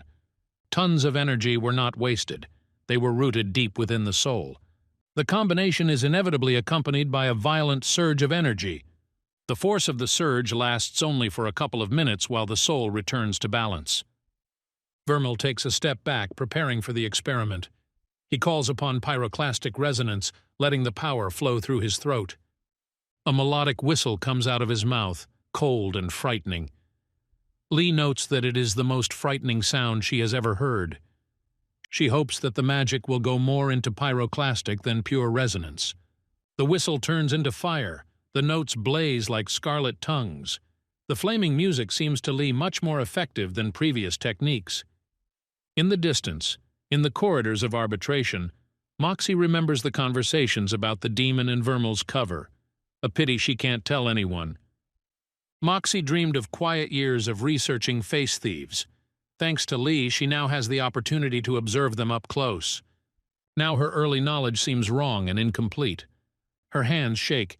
The cup falls to the stone floor and shatters. A sudden realization hits Moxy. Lee is not a face stealer. She realizes that Lee herself is a demon hiding behind a mask. Moxy decides to warn Vermeil about the deadly threat. There is one decision in her head. Lee must be destroyed.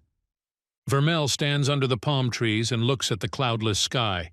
He smokes an incredibly cheap pipe full of self-growing flax grass. The pipe replenishes the leaves as he draws in energy, but produces thick smoke and ash. Vermel removes ashes from the lungs with a rune, freeing himself from unnecessary worries. Lee is still dozing in a pile of leaves nearby, her breathing even. Vermel is about to wake her up, but his hand is suddenly touched by Moxy. The girl was out of breath. She had been looking for Vermel all over arbitration for a long time. She claims that he is in danger and must listen to her immediately. Vermeil explains his absence by saying that Braden's snoring drove him out of the room. He continued snoring even when Moxy tried to break in. Moxy shares news.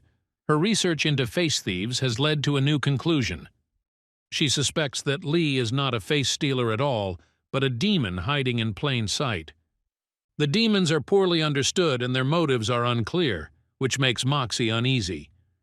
Face snatchers act for hunger while demons pursue their own goals. Moxy doesn't believe that a demon can remain an ally for so long without gain. In her opinion, Lee is lying low and waiting for the right moment to make a decisive move.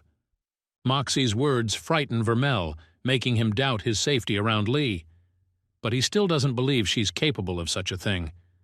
Moxy reminds us of the long night and how demons are recognized as the greatest threat to the human world.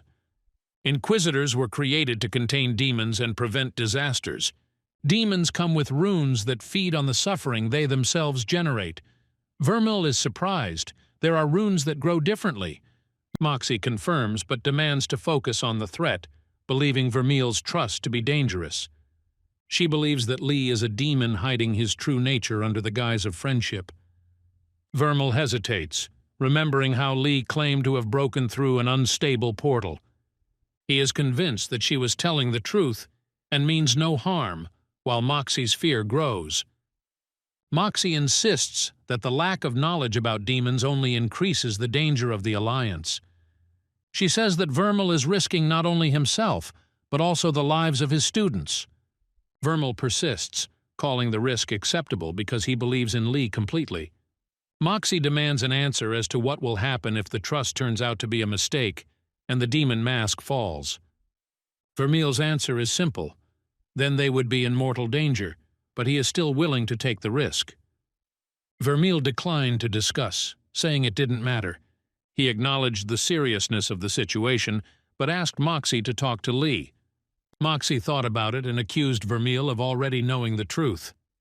Vermeil admitted that he found out about it only a day ago. He urged Moxy to give Lee a chance to explain himself rather than judge him by rumors in books. Moxy admitted that she couldn't change the situation, but she wanted to protect the students. She warned that if Vermeil didn't help, she would deal with it herself. Vermeil asks to stop. Moxy reminded about their last fight and the consequences. Vermeil noted that times and people change, and Lee would not fight Moxy. Moxy gave Vermeil one last chance, but warned that if he was not with her, she would call the Inquisitors. Vermeil replied that the Inquisitors would only get to them if Moxy herself could get to them. He activated the fire music power, preparing for battle. Moxy decided not to give in and told Vermeil to get out of the way. She didn't want to fight. Vermeil replied that if he wanted to pass, he had no choice. A quick and intense fight began among the dense vegetation. Vermeil understood that the place was not good for fighting Moxy. There were too many plants, and he needed to finish quickly. The main goal is to prevent Moxy from escaping, and to prevent the threat from getting stronger. Vermeil blew smoke from his pipe, shrouding the area in a thick fog. Moxy asked if he had reached the second tier of magic. She touched the ground and the vines flew up, grabbing Vermeil. He exclaimed in surprise and demanded that it stop. Moxy apologized to Vermeil and left, warning her not to protect the demon. He clarified that he was protecting a friend, not a demon. He activated the power of burning. Suddenly Moxy fell to her knees, clutching her throat in pain. She was choking. Vermeil came up and grabbed her, calling her to listen. He said that if Lee wanted to kill her, she would have come out to fight long ago. Moxy was surprised and asked what was going on. Vermeil called Lee, and she peeked out from behind a bush, crying. He explained that if Lee were a selfish monster, she would help him. Moxy was confused, not understanding what was happening. Lee looked Moxy in the eyes and suddenly ran away. Moxy suspected a trick and accused Vermeil of deception. Vermeil replied that it was not his plan, since Moxy herself came looking for him. Moxy thought about it, doubting Vermeil's correctness. He replied that it was better to make a mistake and trust friends than to betray them. Moxy said they weren't friends, but colleagues at most. Vermeil agreed. She admitted they didn't know each other very well. He was thinking about time, not its length, but its use. Little, much, what difference did it make? Moxy asked what was happening to him, what had come over him. Vermeil asked to forget, warning about the seriousness of their upcoming battle. He is not sure of victory without the use of rune division, and this means that only one person will emerge from the battle alive. Moxy asked if he would stop her if she went against Lee. Vermeil replied that she would win. The position was clear. Moxy clenched her fists and agreed to listen to Lee. Vermeil refused to take her, explaining that he didn't know where Lee was. He said that Lee ran away because Moxy hurt her feelings. Vermeil suggested that Moxy find Lee herself, and he would wait. Moxy asked why wait. He said to see if she was an idiot. Vermeil said she was a disappointment. Lee listened, standing behind a tree, wiping away tears, hiding from view. After Moxy left, Lee came outside, expressing pain. She confessed to Vermeil that Moxy hated her. Vermeil explained that Moxy's fear was to protect the students, nothing more. Lee replied that it didn't matter. Moxy still wanted to kill her. She was about to leave and advised Vermeil to do the same. Vermeil admitted that he was an idiot sometimes, but he was ready to learn the truth. Lee left, leaving Vermeil alone to ponder the situation. Moxy noticed Lee by the pond and sat down next to her, ready to talk. The fish were swimming in the pond, and the conversation began with fear and doubt. Moxy doubted that Lee was capable of not harming others. Lee asked how long it takes to make friends. Moxy didn't know. She said friendship isn't a schedule. She admitted that she has no friends. She is too weak to protect them. Lee believed that there was no time limit to consider Todd, Isabelle, Vermilion, and herself her friends. Moxy was surprised and asked if demons even have friends. Lee explained that she had no friends before, only survival. But she liked helping and teaching others. That was the point. Moxy thought, how can you sympathize with a demon? She knew everything about them, manipulators, deceivers. But suddenly doubts. What if she is wrong? People kill everything incomprehensible and alien. Lee chided people for their arrogance and for behaving as if they were above everyone else. She admitted that among all the Vermeil, she is the only one who does not obey nature. Lee said that Moxy acted like the other demons said, only Vermeil was different. An idiot, Moxy added. If everyone were like Vermeil, the world would be a better place. But then we'd all be dead, Moxy said. Mercy requires power and strength that most people don't have. Moxy admitted that she didn't know what to do and couldn't trust Lee, and she couldn't trust her. Lee responded that she never said she didn't trust Moxy. Moxy was surprised. Lee explained that Moxy came alone, which meant she trusted her at least a little. Moxy admitted that she didn't think Lee would attack. Because she still wants to be friends, Lee asked. She assumed that Moxy didn't have friends. She wanted to be a demon because she sounded like one. She asked if it wasn't better to trust and be loyal than to be alone forever. Moxy responded with pain that she had been betrayed and asked if Lee considered her a friend. Lee looked into her eyes. Moxy said that she couldn't trust her. But Lee still trusted Moxy, even though Moxy didn't understand. Moxia, holding back tears, said that she couldn't make a decision. She was afraid of making a mistake. Moxy admitted that she wants to be friends, even though she's a bit of an idiot. Moxia cried, feeling that this decision was her own, without pressure or threats. For the first time in a long time, she could choose how to live. Moxy apologized to Lee, acknowledging a possible mistake. Lee asked if she wanted to be friends, to which Moxy replied yes. They agreed that they were now friends, both noting that this was a first for them. Then they decided to return to Vermeil to interrupt his thoughts about whether they had killed each other.